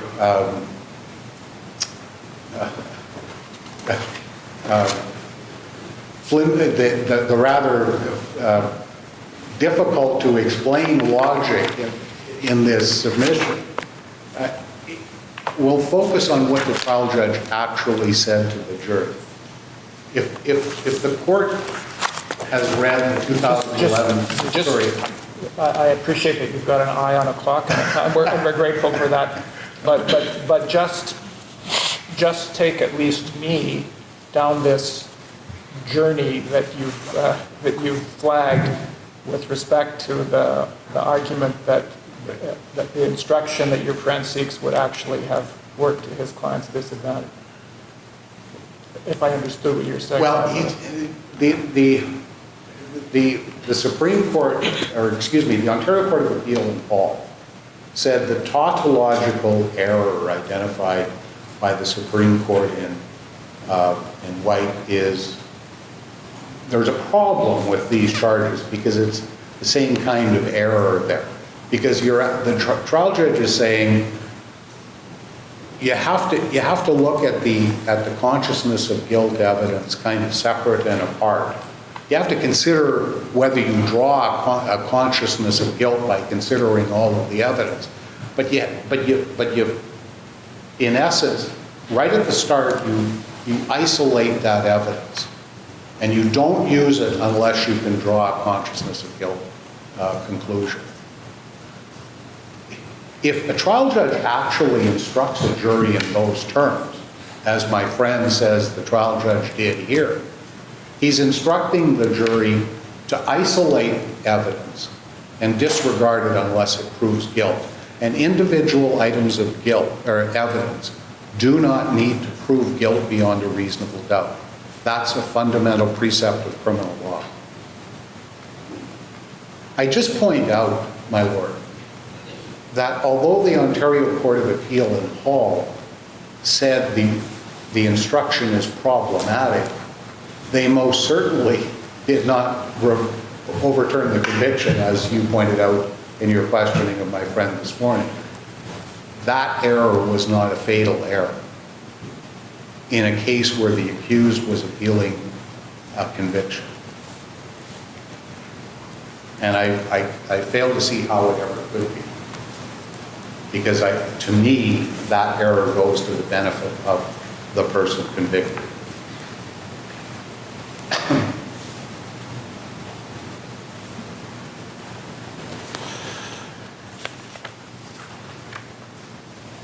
But we'll focus just on what the trial judge actually said to the jury in this case. I go back to what the Supreme Court said in R versus White in terms of what a trial judge must tell a jury or should tell a jury in the applicable cases involving post-offense conduct. Jurors should be instructed as follows. Number one, that they may consider consciousness of guilt evidence in deciding guilt or innocence. Did the trial judge give them that instruction here? Yes, he did. At page 926, lines 27 to 32. The second thing that the jury must be told, if this instruction is given, is that they must consider possible innocent explanations for such conduct. Was the jury told that in this case? Yes, they were. At page 926 at lines 32 to 34, and again at 927 at lines 9 to 16. Can you just repeat that again, Mr. Sinclair? 926 at lines 32 to 34. And 927? 927, 9 to 16, and again at 19 to 24. Lines 19 to 24. The third thing that the jury should be told is that they should reserve their final judgment about the meaning of the accused conduct until all of the evidence has been considered in the normal course of their deliberations. In this case, the trial judge instructed the jurors to consider all of the evidence when they decided if the conduct in question proved the appellant was conscious of having committed the offense, or whether it was for some other reason. And that instruction was given at page 927, lines 18 to 30. So the essence of the White instructions was provided to the jury in this case. And I think, with respect to my friend's argument, any suggestion to the contrary is merely wordplay.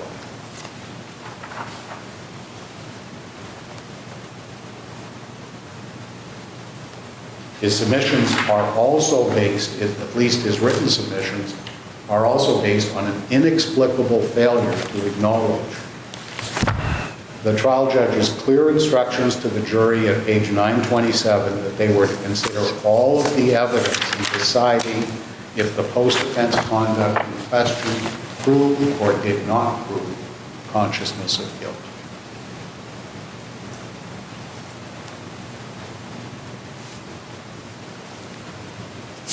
So in summary, on that first item, I'm simply submitting that the trial judge did not make any error, and certainly if there was error, it wasn't a reversible error of the law. With respect to the argument that the trial judge erred by failing to instruct the jury on the uses of post-offense conduct evidence in relation to the issue of planning and deliberation, again, the Crown respectfully disagrees. The trial judge did not err, and an instruction was not necessary. We'll start by observing an obvious point. Crown Counsel and the trial judge never suggested that anything the appellant said or did after his wife disappeared was relevant to the issue of whether the murder was planned and deliberate. Quite the contrary. Both the trial judge and Crown Counsel limited their comments to evidence about things that happened before or at the time of the murder. That's what the jury was told to consider in deciding this issue. And for that reason, this case is unlike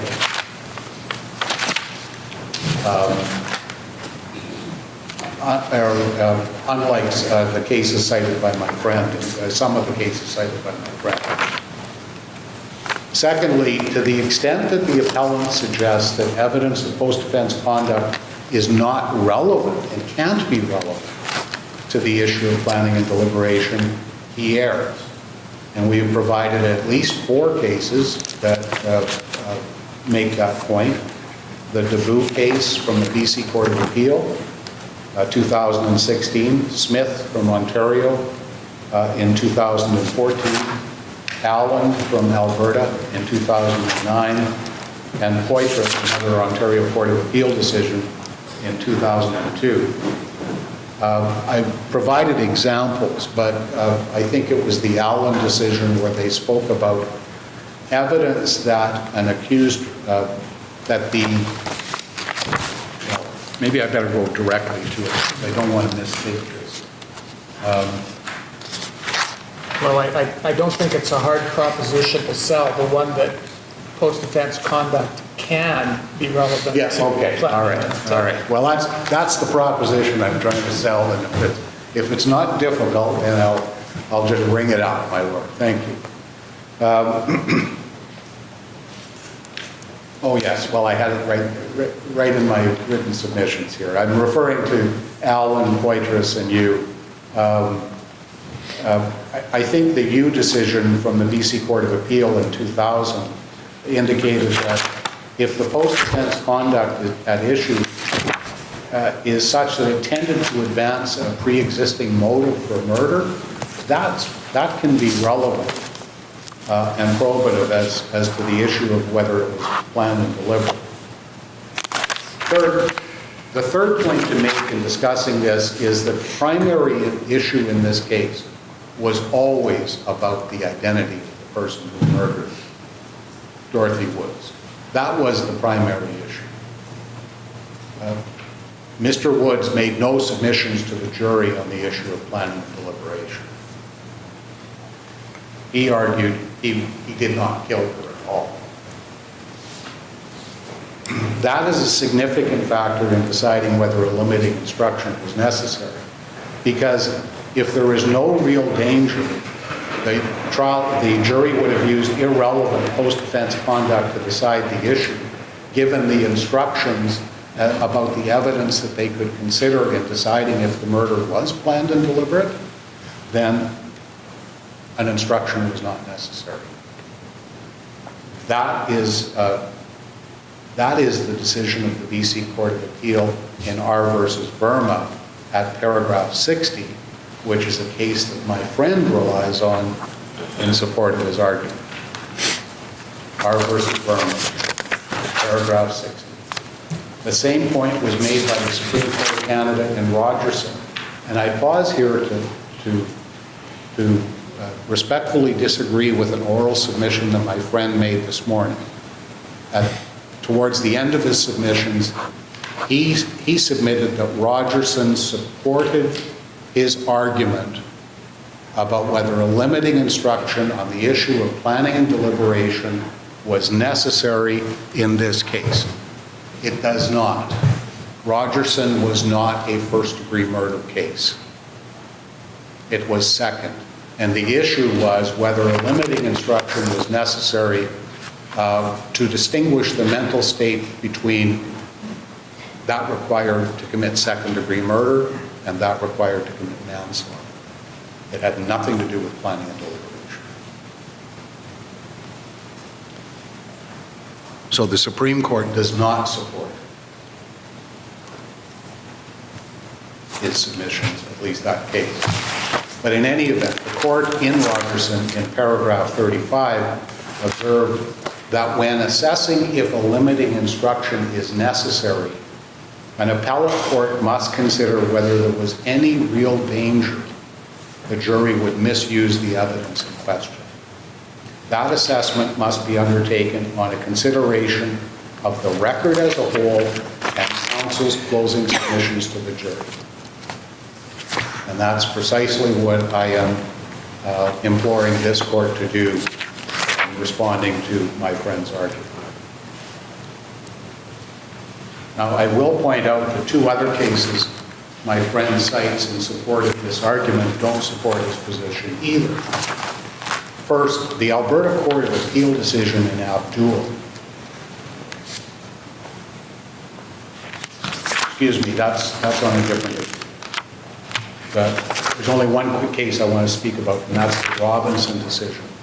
In Robertson, the court specifically held that a limiting instruction was, or an instruction was necessary in that case on post-offense conduct because of Crown Counsel's submissions that the jury could use it to decide the issue of planning and deliberation. And that's a major distinction between that case and this one.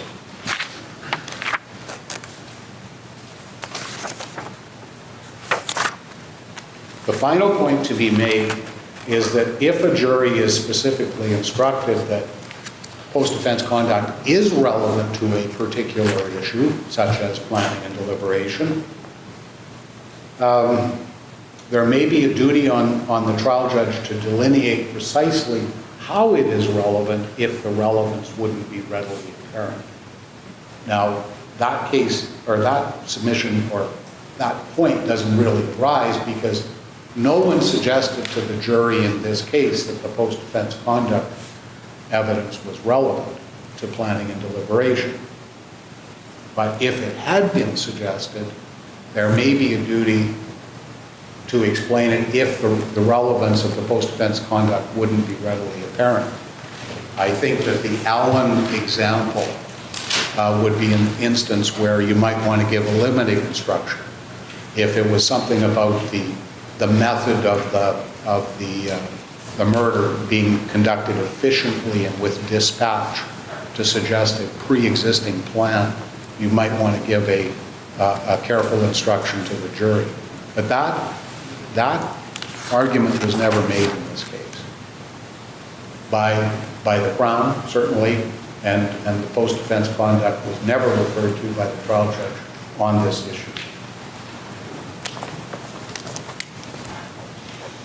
So, in my respectful submission, it would have been obvious to the jurors when considering counsel's closing submissions and the charge that the post-offense conduct was relevant to the issue of identity and was not relevant to the issue of planning and deliberation.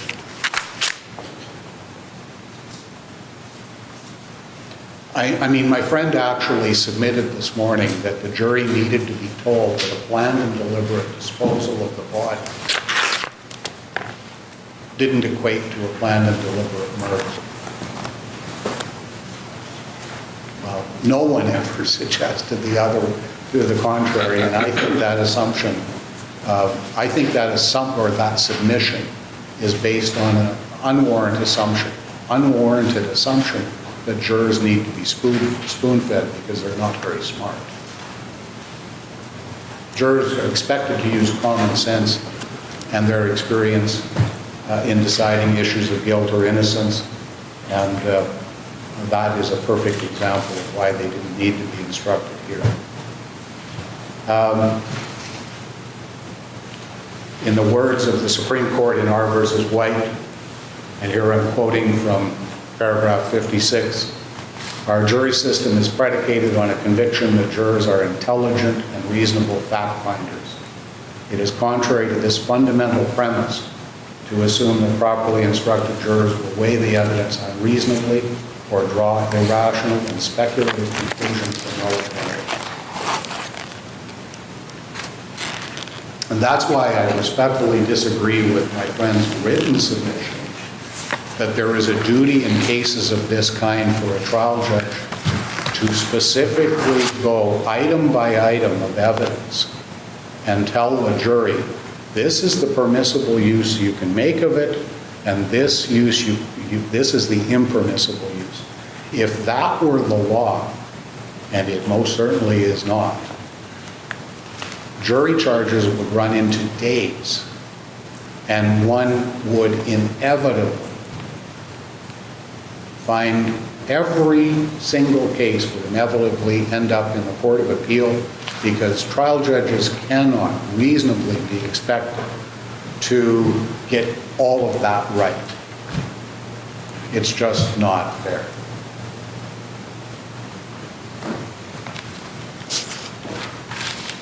So, with respect, the appellant's submissions on the instructions concerning the post-offense conduct should be dismissed. With respect to the issue of murder committed in the course of the unlawful confinement, this is, again, a complaint about the jury instructions. The appellant contends that he erred by failing to instruct the jurors that they had to find the act of forcible confinement was distinct from the act of murder. But this submission, with great respect, is founded on a failure to acknowledge what the trial judge actually said to the jury. we agree, and there's no dispute about this, the act of unlawful confinement or whatever underlying offense it is, sexual assault, kidnapping, the act has to be distinct. That's the law. That's what Menard decided. And Pritchard.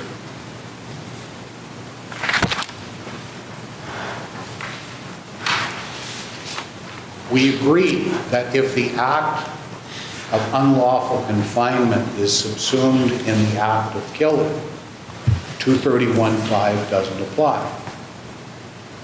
But the evidence in this case is much different than it was in Menard. In this case, obviously the obvious act of unlawful confinement, and the way the jury was specifically instructed on this point, was tying the victim's hands behind her back. That was the evidence. And we know with virtual certainty, I appreciate all findings are up to the jury, but we know with virtual certainty that Dorothy Woods did not die because her hands were tied behind her back.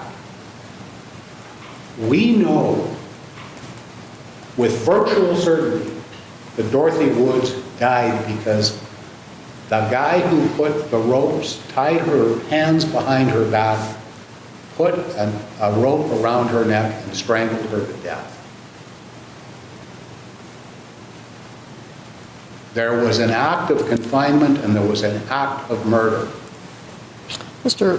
Sinclair, is it not theoretically possible that the murderer could have tied her hands after the murder?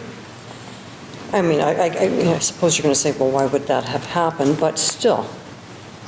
With respect, my lady, and I mean this with all respect, I don't think it matters for our purposes in addressing this issue. That's not particularly relevant.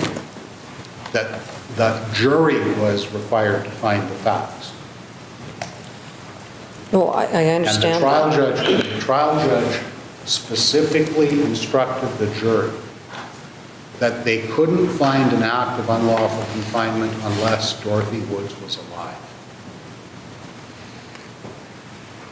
So, where is that in the transcript? 940 and 940 to 942. Told him that twice. And that's why I say that if we look at what the trial judge said to the jury, he clearly instructed them that the act of unlawful confinement had to have occurred before the act of murder. If they were to find her guilty under this heading, it had to be a crime that was committed before the act of murder. Because he instructed the jury very carefully that Dorothy Woods could only be unlawfully confined if she was alive. And I can refer to that specifically if you would like, my lady. Oh, you've given me a range of 2 pages. It's 940 to 942. So that's why I say in our written argument, that's why I say again today, the appellant is failing to acknowledge what the trial judge actually said to the jury. That the murder must be committed while the accused is unlawfully confining or attempting to unlawfully confine the victim. And in this case, the unlawful confinement has to have happened when she was still alive, which is, by definition, telling the jury that the crimes have to be distinct, that the acts have to be distinct. That's precisely what the jury was told. Now, did he use the word distinct? No. Did he have to? No. Again, this is word games. Look at what the trial judge actually said to the jury. Could the jury have been under any misapprehension that there had to be an unlawful confinement first and then an act of murder second? No. Not possible.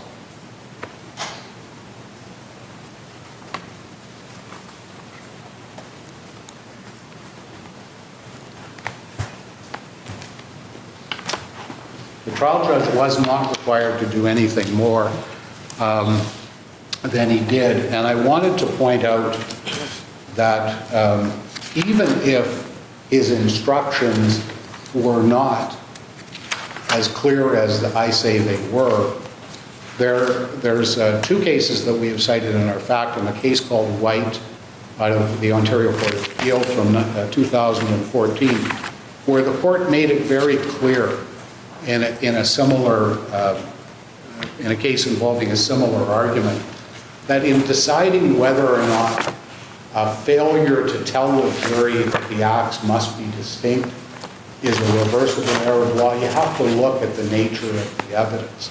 And in White, the nature of the evidence was such that there was no reasonable possibility. At paragraph 119, although I agree it might have been preferable had the trial judge given such an instruction, I am satisfied the jury would have inevitably found an actual or attempted unlawful confinement constituting a distinct criminal act in the circumstances of this case. And then the court goes on to explain why the nature of the evidence before the jury compelled that conclusion. And I make the same argument here. We know that the act of tying her hands was not the act that killed her. We know putting the ligature around her throat was the act of killing her. And we know that the jury was instructed that the act of killing had to occur while the unlawful confinement was being committed or was attempting to be committed. The second case that is relevant in this is the Bellegarde decision from this court in 2000, where the instruction or the specific instruction that my friend says must be given wasn't given either. In that case, the Court of Appeal looked at the instructions as a whole and the nature of the evidence as a whole and said that, look, there were two versions before the court, and the jury was instructed that if they accepted the accused's testimony, they were to find, or were left in a reasonable doubt by it, they were to find him not guilty of the crime. And therefore, this alleged misdirection, or not misdirection, failure to direct, had no effect. And I make the same submission here, although it's my secondary submission. My primary submission is if you look at what the trial judge actually said, he actually said what he was required to say, according to my friend's argument. He just doesn't use my friend's wording.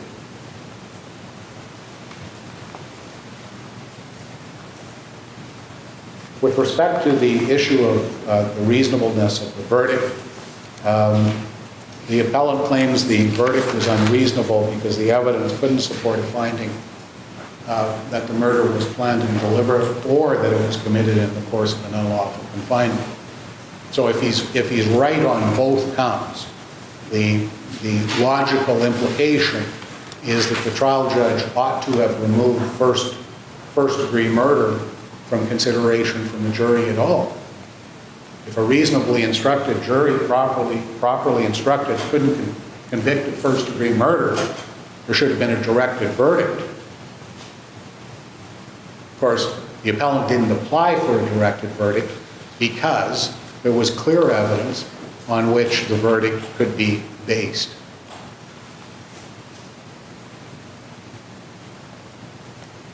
With respect to planning and deliberation, there was clear evidence that the murder was planned and deliberate because, to start, there was overwhelming evidence proving that the appellant had a pre-existing motive to murder his wife. And here, I want to make a brief reference to the Smith decision that my friend is relying on. The Smith decision from this court that he cited, a decision that I think authored by Chief Justice Culleton, is difficult difficult to appreciate or to understand given the nature of the evidence in that case. I've read that case many times, and I can only conclude that in Chief Justice Culleton's mind, that he regarded everything that happened between the first shot and the last shot as one single transaction. If he didn't, then the decision is wrongly decided.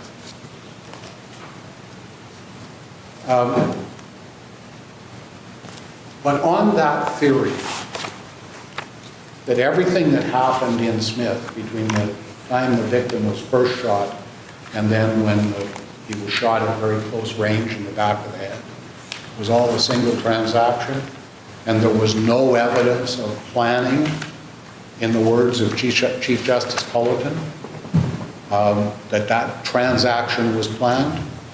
That the important thing to note about Smith is that there was absolutely no motive evidence. Not a bit. I couldn't hear your last. No motive evidence. There's no motive. These people were apparently friends. They went out to the country to shoot some guns together. And inexplicably, Mr. Smith starts shooting at, well, there's an argument, and he starts shooting at the victim before he finally finishes him off. That case stands in stark contrast to the motive evidence that exists here. I agree that motive is not sufficient in and of itself to prove murder. Just because someone has a motive to murder doesn't mean they murder.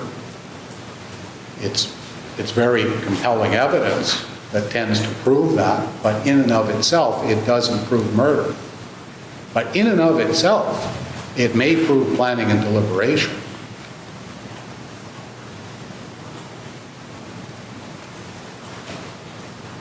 We have provided 3 cases in support of that submission. The Delisle case, where the court upheld a first-degree murder largely because the evidence supports an inference that the accused murdered his ailing wife to live with another woman, had a motive. Therefore, the murder was planned and deliberate.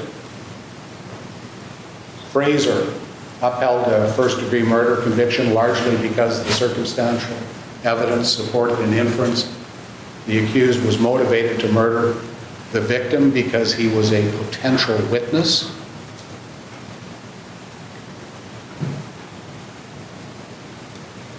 Irving, a first-degree murder conviction, was upheld largely because the circumstantial evidence proved the accused had a pre-existing motive to murder the victim, had the opportunity to do so, and had access to the kinds of instruments that were used. What's the name of that case, if I might? Irving is 2012 Ontario Court of Appeal.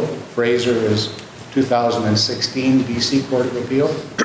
And Delisle is 2013 Quebec Court of Appeal. Motive evidence is very important when it comes to having found that the appellant murdered Dorothy Woods. In deciding whether or not that murder was planned and deliberate, motive evidence is very compelling evidence. It doesn't necessarily prove it, but it's powerful evidence supporting an inference that the murder was planned and deliberate. We know that this wasn't just a bad marriage, as my friends repeatedly said this morning. The relationship had been strained for many months. But it got much worse in October when the appellant found out his wife was sleeping with another man, in particular Mr. Lewis. It absolutely blew up the day before Dorothy Woods went missing on November the 10th, when the appellant came to believe that she was sleeping with a black man. There was evidence the two had an extremely nasty confrontation late in the evening of November the 10th, which involved the appellant taking some of Dorothy's underwear, kicking her out of the house, taking her credit cards.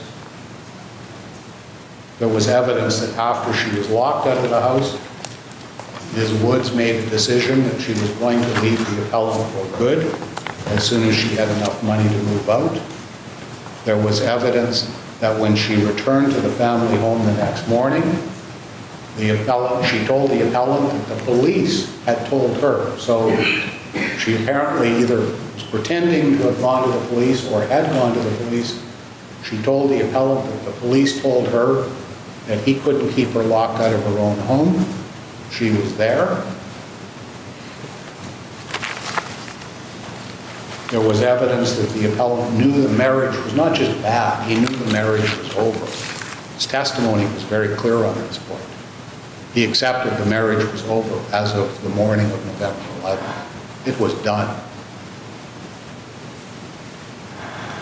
There was evidence that Ms. Woods purchased the morning after pill on November 11th, after the fight, after her telling Mr. Woods that she was going to stay in the house. She purchased the morning after pill.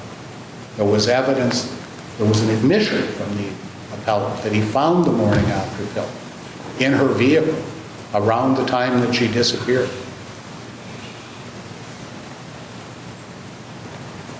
What does the morning after pill prove? That Dorothy was concerned she might be pregnant.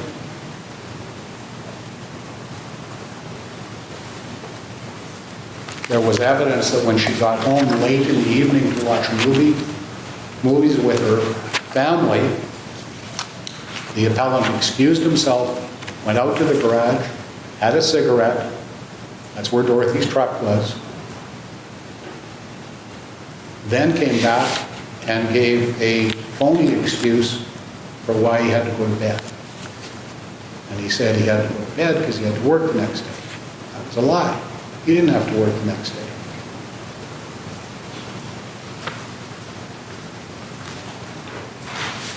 There was evidence that the appellant could not stand the thought of his wife having sex with a black man, was not prepared to have her flaunt her liaisons with other men while she was living under the same roof as he was. There was also clear evidence that a separation or breakup would have had a very detrimental effect on the appellant's finances and in custody and so on. All of this evidence provided not just a compelling motive for the appellant to murder his wife, but also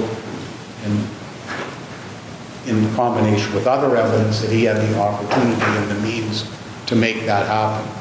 Very quietly, without anyone hearing in the house, in the middle of the night.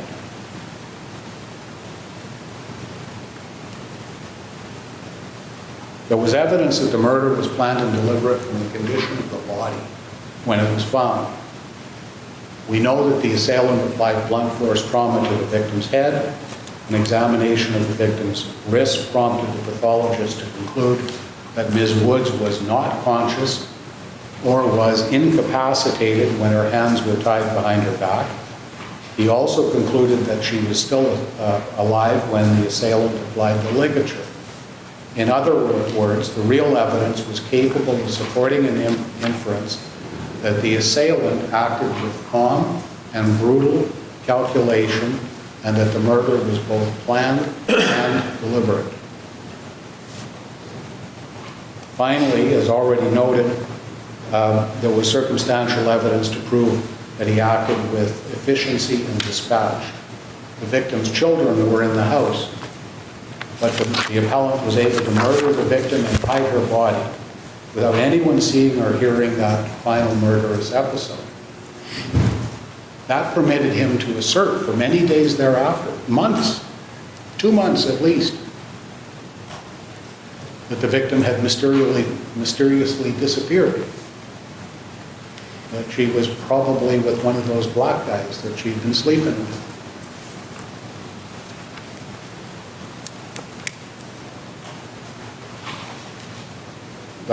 I just noticed the other day in reviewing a portion of the transcript there was evidence that the bank, they paid off the mortgage. The mortgage on the house was paid because Dorothy Woods was murdered, and her life was insured, the mortgage was insured in that event, in the event that she died. Considering the circumstantial evidence as a whole, it was clearly open to infer, for the jury to infer, that the appellant planned and deliberated the murder. In terms of the unlawful confinement, I'm going to be repeating myself if I say much more. The jury was reasonably entitled to infer that Ms. Woods was murdered or strangled to death while she was being unlawfully confined. That evidence could be found in the condition of the victim's body and in the evidence of the pathologist. If the jury could reasonably infer that fact from the evidence, the verdict is not unreasonable simply because other reasonable exculpatory inferences could have been made. This was a decision for the jury to make, and it would have been an error of law to take the case away from them, given the existence of this very significant evidence.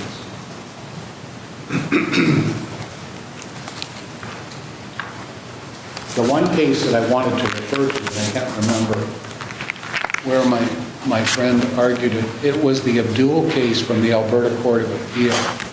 And I think, yes, I think that was relevant to his argument on the instruction about 231.5 and the distinct offense requirement. So if I could just go back and make one comment about the Abdul case, when you consider whether the trial judge erred by allegedly failing to instruct the jury that the offenses had to be distinct, the unlawful confinement and the murder, my friend relied on Abdul, but Abdul is clearly distinguishable. In the first place, that was a judge-alone trial. There were no jury instructions. In the second place, the trial judge in that case found as a fact that there was not a sufficient separation between the two, and therefore found the accused guilty only of second-degree murder. The Crown appealed that. It wasn't an accused appeal. The Crown appealed that, and the court dismissed the appeal because they said it was a decision or a finding that was reasonably open to the trial judge. So that case has got nothing to do with, or is of very little assistance to the appellant in the circumstances here. Now, dealing lastly with the effectiveness of counsel argument or the miscarriage of justice argument, to be very succinct, the Attorney General respectfully submits there's no merit in this ground of appeal at all. I don't think it's necessary to repeat the principles of law that are to be applied when we assess claims of this kind. The court is very familiar with them. They're fully set out in the Crown's fashion. So rather than doing that and wasting the court's time, I will focus on the appellant's specific complaints against his lawyer.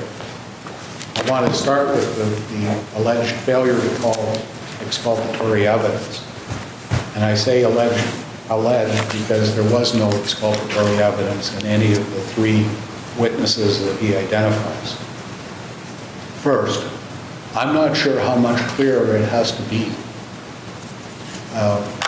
for the appellant to appreciate that Van Tassel had nothing of relevance to provide to the court.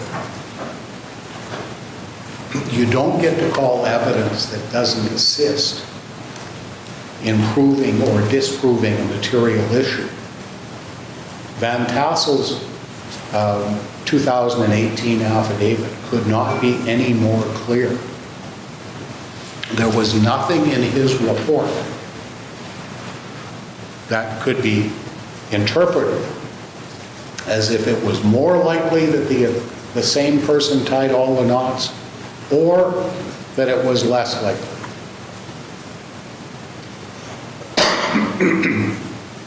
He could not offer any probative evidence on the identity of the person who tied the knots, period. That means he had no relevant evidence to give. That means there was no exculpatory evidence anywhere in his report. That means that if the appellant had tried to call that evidence, the Crown could have objected because it was inadmissible, irrelevant evidence. With respect to Greg Litzenberger, I appreciate my friend didn't make any oral submissions on that, but I will just briefly say that there is nothing exculpatory in Mr. Litzenberger's report. The theory that my friend manufactured out of thin air based on inaccurate reading or interpretation of that report is simply not available.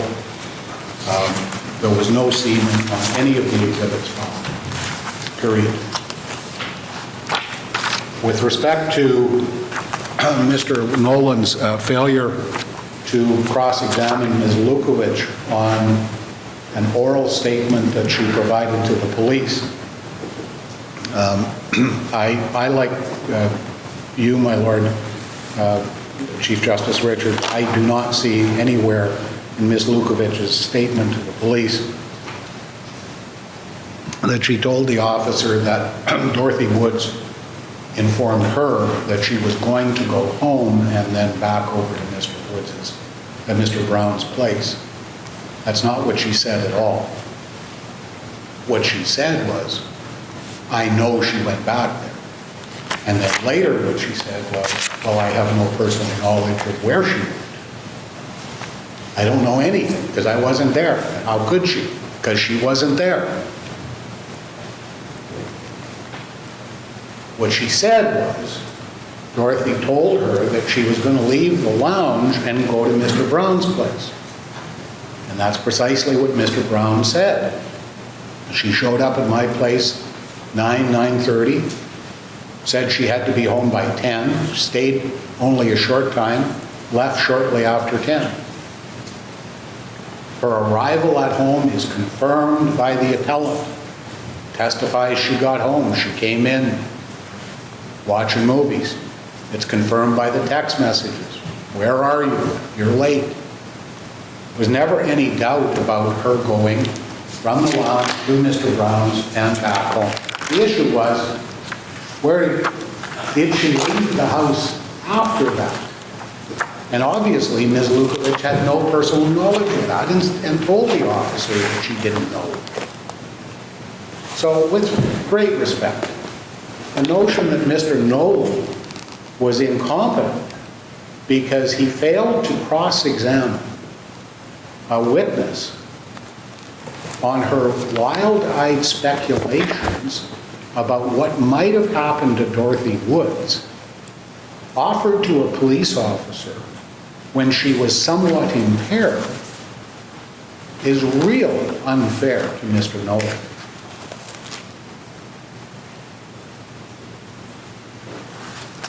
If Mr. Nolan had tried to cross-examine Sandra Lukovich on those speculations, Crown Counsel would have properly objected, and that objection would have been sustained.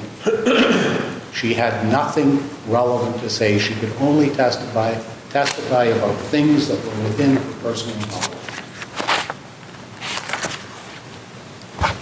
So there was no failure to call exculpatory evidence in this case at all. I've addressed counsel's failure to make an opening statement with great respect. I see no prejudice from that decision at all. With respect to the assertion that counsel erred by failing to suppress evidence, again, counsel cannot be faulted for failing to suppress or even attempting to suppress evidence that is admissible in a court of law. So if the court concludes on the basis of the submissions that you've heard today that, for example, the text messages were admissible evidence, his failure to object to their admission. And by the way, they were admissible evidence according to the Supreme Court of Canada case that my friend files.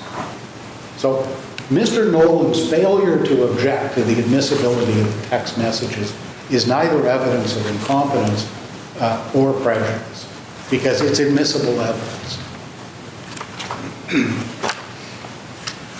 Evidence that the appellant disliked black people was relevant and admissible on the issues of motive and identity. Counsel cannot be faulted for failing to suppress it or failing to attempt to suppress it.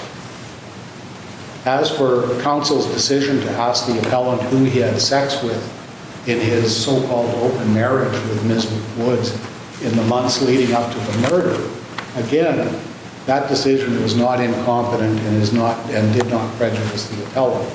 It was the appellant who wanted to tell the jury that he had an open marriage and that Dorothy's affairs did not upset him. In fact, he knew that she was having affairs. They had discussed this and he had granted permission. He just didn't want her to flaunt it.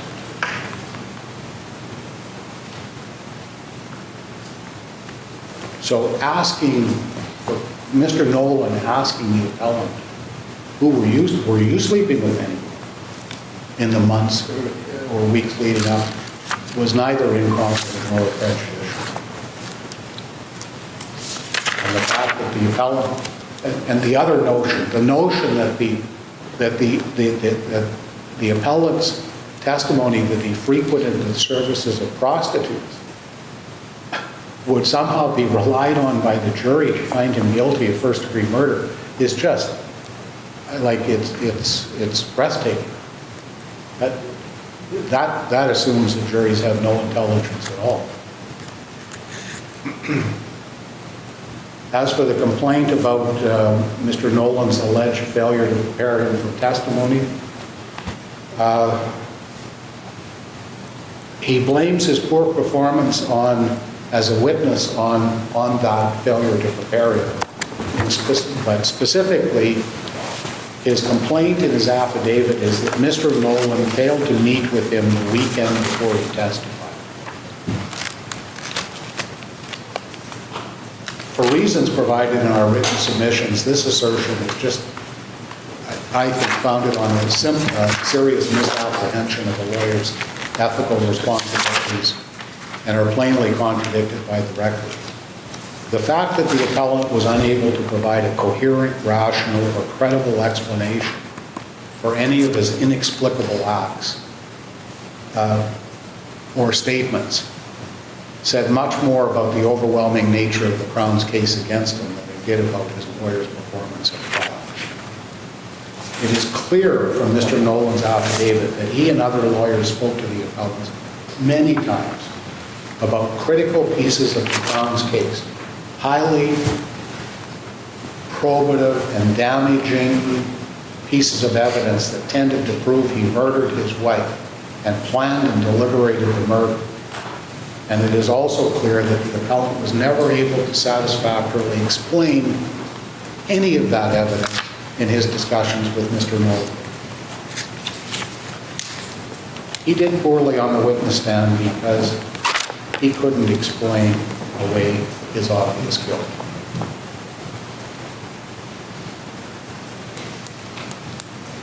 The appellant criticized his trial lawyer for failing to cross-examine Mr.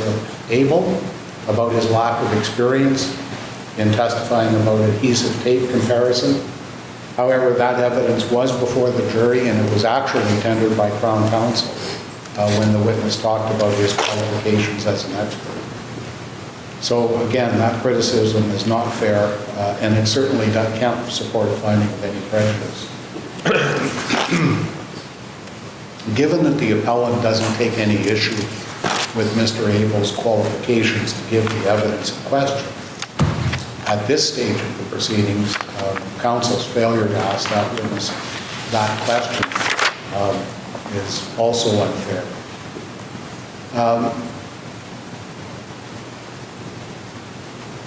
There were minor criticisms of errors in Mr. Nolan's appreciation of For example, the contents of Frank Carter's statement, for asking a question about the video. I'm not going to get into those because those errors are clearly not the kind of thing that can cause any prejudice.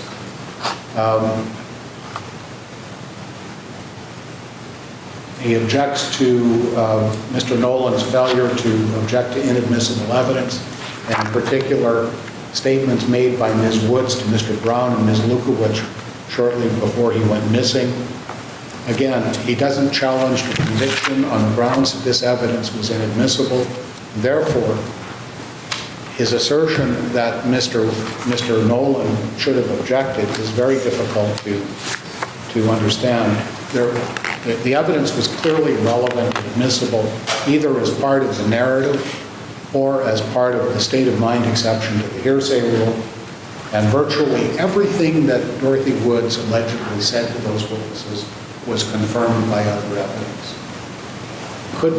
This ground could not possibly have resulted in any prejudice.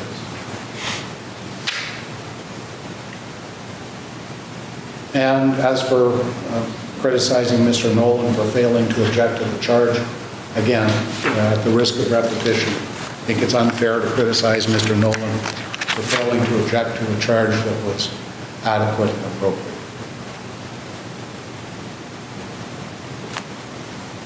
I'm 10 minutes over my time, not quite. And I will conclude my submissions, my lord, my lady, unless you have any questions, by asking that the appeal be dismissed. Thank you very much, Mr. Sinclair. Mr. McIntyre, do you have submissions to supplement those of Mr. Sinclair? I do. I would like to spend about 15 minutes with the court if I might. It won't take me longer than that if I could. Sure, I think you have a right to make your submissions. I would just say that Mr. Sinclair has plowed some ground, and you don't need to replow it, but we certainly want to hear from you. Quite a lot. If I had muttered in my usual course of speaking, I wished I'd said that, and my friends say, don't worry, you will, because Mr. Sinclair has largely covered the waterfront. What I did want to do is just take a minute or two with respect to this issue, which, as you Chief Justice, well know, and members of the court, has become more and more common.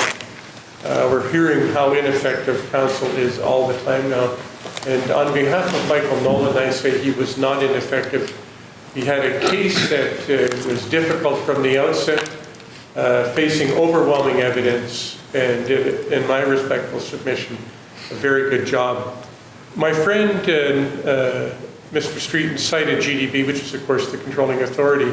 I just want to remind you of a couple of other aspects of this, which I think bear on the criticisms leveled at Mr. Nolan in our factum at page 3. It points out to you that it will usually be undesirable for appellate courts to consider the performance component of the analysis if there's an absence of prejudice. And we submit that there is an absence of prejudice here, and I'll tell you why momentarily. The other part about that, all on page 3, there's a couple of other excerpts here from GDB which we say bear most materially on all of this. Trial decisions made in good faith by counsel are not to be set aside, and other things as well. They talk about, remember, tactical decisions. And the court was good enough to say here what decisions really merited consideration or involvement of the client, typically testifying, things like that. But tactical decisions, of which many of these criticisms, minor and major, are left to counsel, because frequently he must do these things on the fly. Now I remind you, and maybe altogether too obvious, it's not enough that you're ineffective. There must also from that be prejudice, and from the prejudice it must be significant enough to result in a miscarriage of justice. And we respectfully submit that there is nothing in this record which supports this.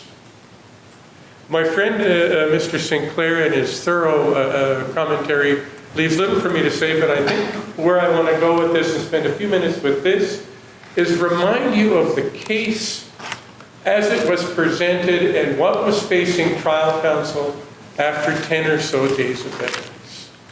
Mr. Segu had done a formidable job in proving motive and opportunity for David Woods to murder his wife. The inferences were there to be had, which is the essence of circumstantial evidence. It doesn't do anything in the sense of it doesn't lie, it doesn't change or shift, it's just there to draw inferences from. That's what makes it so powerful. That's why when you look at this mountain of circumstantial evidence, you were left with the inescapable conclusion that Mr. Woods murdered his wife. If there was a way for Mr. Woods not to testify, some of these things might have been obviated. But that wasn't the case, and particularly, and I'll explain to you a couple of things that was going on that really necessitated testimony. Prior to the conclusion of the Crown's case, one of the big issues here was the tracking device and the fact that the vehicle headed down the number 11 highway near Blackstrap and drove onto Indy Road, where the unfortunate Miss Woods' body was subsequently found, and promptly so. Absent that, and the transcript and the trial reveals, the tactic of the defense was to admit a short statement that didn't admit who drove, and there was never a voir dire on a 7.5-hour statement where he had admitted he drove. Nevertheless, that material evidence about who drove and whether or not this monumental piece of evidence, really essentially unwittingly or taking the police to where Miss Woods was located, was going to be in evidence, was such that if it couldn't be shown that Mr. Woods was the driver, it would be, so what? But before the Crown's case was concluded, both of Mr. Woods' brothers advised the Crown that he has admitted to them that he was the operator at the time and place in question.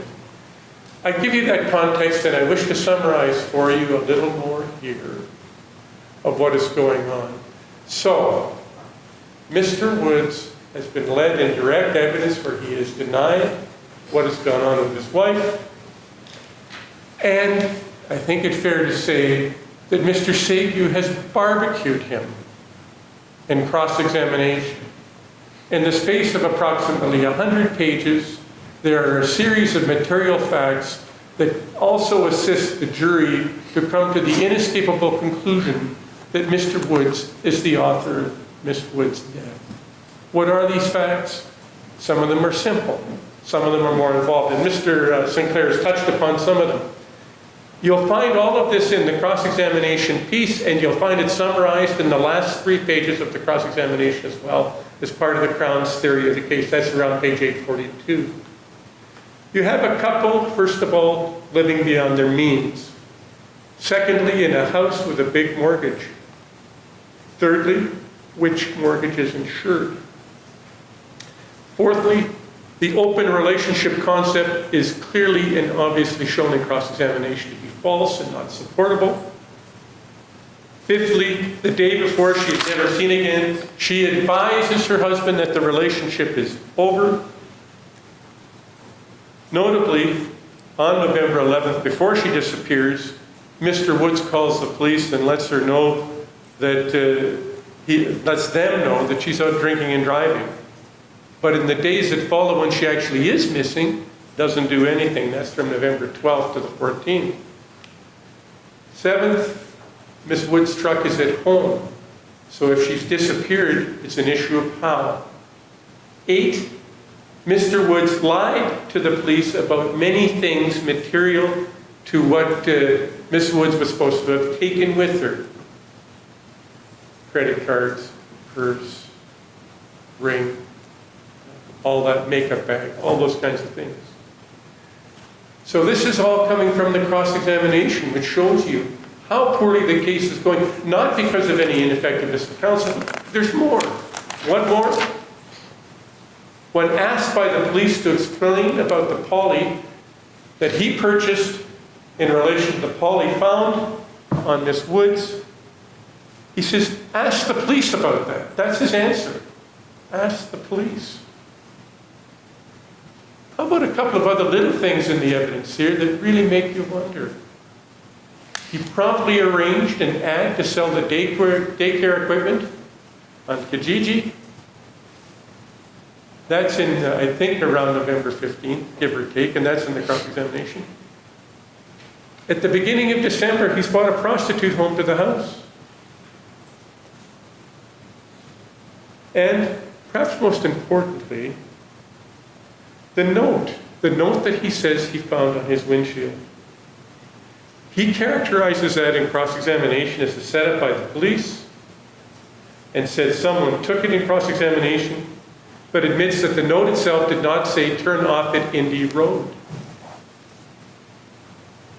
He didn't say that in direct examination. This is a very material change. He said he lost it. He said the note just said if you're interested in finding data, as I understand, go down the Highway 11. And now he's changed that. So here you have a job or a situation whereby Mr. Woods, his evidence in direct has been destroyed. His credibility has been destroyed through no fault of his counsel. My friend talked about he couldn't coherently explain what was going on. You well know that the essence of criminal law is admit and explain if you are to have a successful defense. Mr. Woods could never explain in a coherent way all these things that worked against him. So, when you look at all of this that's going on, you have Mr. Nolan, and I remind you a little bit more, and I think that should use up my time as much as I needed to. Mr. Nolan was trial counsel starting in October of 2013. That's material because it's over 2 years, or approximately 2 years after the offense that he comes on board. Mr. Woods has already had counsel. Mr. Woods, by necessity, would have already had all the disclosure. That's exactly what Mr. Nolan swears to. He says that Mr. Woods was tired of discussing it. By March of 2014, there's a voir dire with the ruling on April 24th in relation to what's admissible and what isn't, and the trial starts promptly thereafter. That's not the end of it. Think about this point. Mr. Woods keeps Mr. Nolan as his appeal counsel for approximately another year.